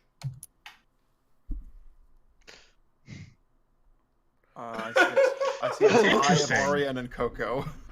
Alright. +1 to Coco and Orion. Yay! Mm-hmm. Wait, should I actually be yaying this? Good question. Izzy, am I allowed to put a point into stealth after all the stealth rolls this session I passed? You guys, anybody may add. Oh no, you had to have actually passed. Which everybody passed at least one roll, because the only one who failed one of them was Keen Eye. So yes, you guys may in fact increase stealth because of this training. Oh wait, so without spending points, or No, you have to spend points, but that can count as training for the day. In any case, I'm going to say this officially ends session. I hope you guys enjoyed it. There was a little bit of info dump and surprising number of combats that you guys chose not to avoid. We failed a lot of stealth checks. Yes, you did. Well, I wasn't stealthing because I was older, and I have points in stealth, so I'm not sure if I can put additional points in stealth at this point. No, you can. You just need to spend more than one training day on it. Well, that's what I mean. Like, the amount of time that we were just discussing, then I think for myself, I would not be able to boost. Yeah. I'm definitely increasing my special thing over stealth if it's a training day. Fair enough. Does anybody have any questions about stuff that they want me to answer now-ish, or is everybody good and gonna wait for our next go-around? I might poke you before next session, but I'm good at that. Unfortunately, you don't really have any time to do anything. More training days so badly. Can I put 1 point into parry missile weapon? No. Ah. You need to have so many reasons to even attempt. Webby, let me teach you. I've seen other people do it. I've only ever done it with magic. I saw the Judge Master do it with a sword. That's fair. If the Judge Master passes a teaching role, he can teach you. And that is the Eventually we'll get that done. He's only getting one training, but the thing is, you will waste a training day if he fails the teaching role. Sad face. Yeah. I'm just imagining continuous shouts of parry as he chucks things at me. Parry! You can dodge a wrench, you can dodge a ball. Parry a ball. Parry! He picks up the gummy ship and hawks it at Webby. Dr. Boy's like, no! What is the matter with you? Sora has parried bigger things than a gummy ship before. It's true, he has. Oh my god. Alright. Yeah, no, next session's definitely going to be interesting. Yep. Yeah. Oh man. Also, I'm very happy, and I'm sorry about the noise, but I built my bookshelf during this session, and I love it. I didn't even hear any noise. I was wondering about that. I thought like someone was banging around in the kitchen. Mm. Oh, that's what that noise was. Okay. Yep. That was also true. Alright, everybody say goodnight to the recording. Good Good night. night, recording. Night. Night, Good night, everybody. random internet people and Wax. Hee hee.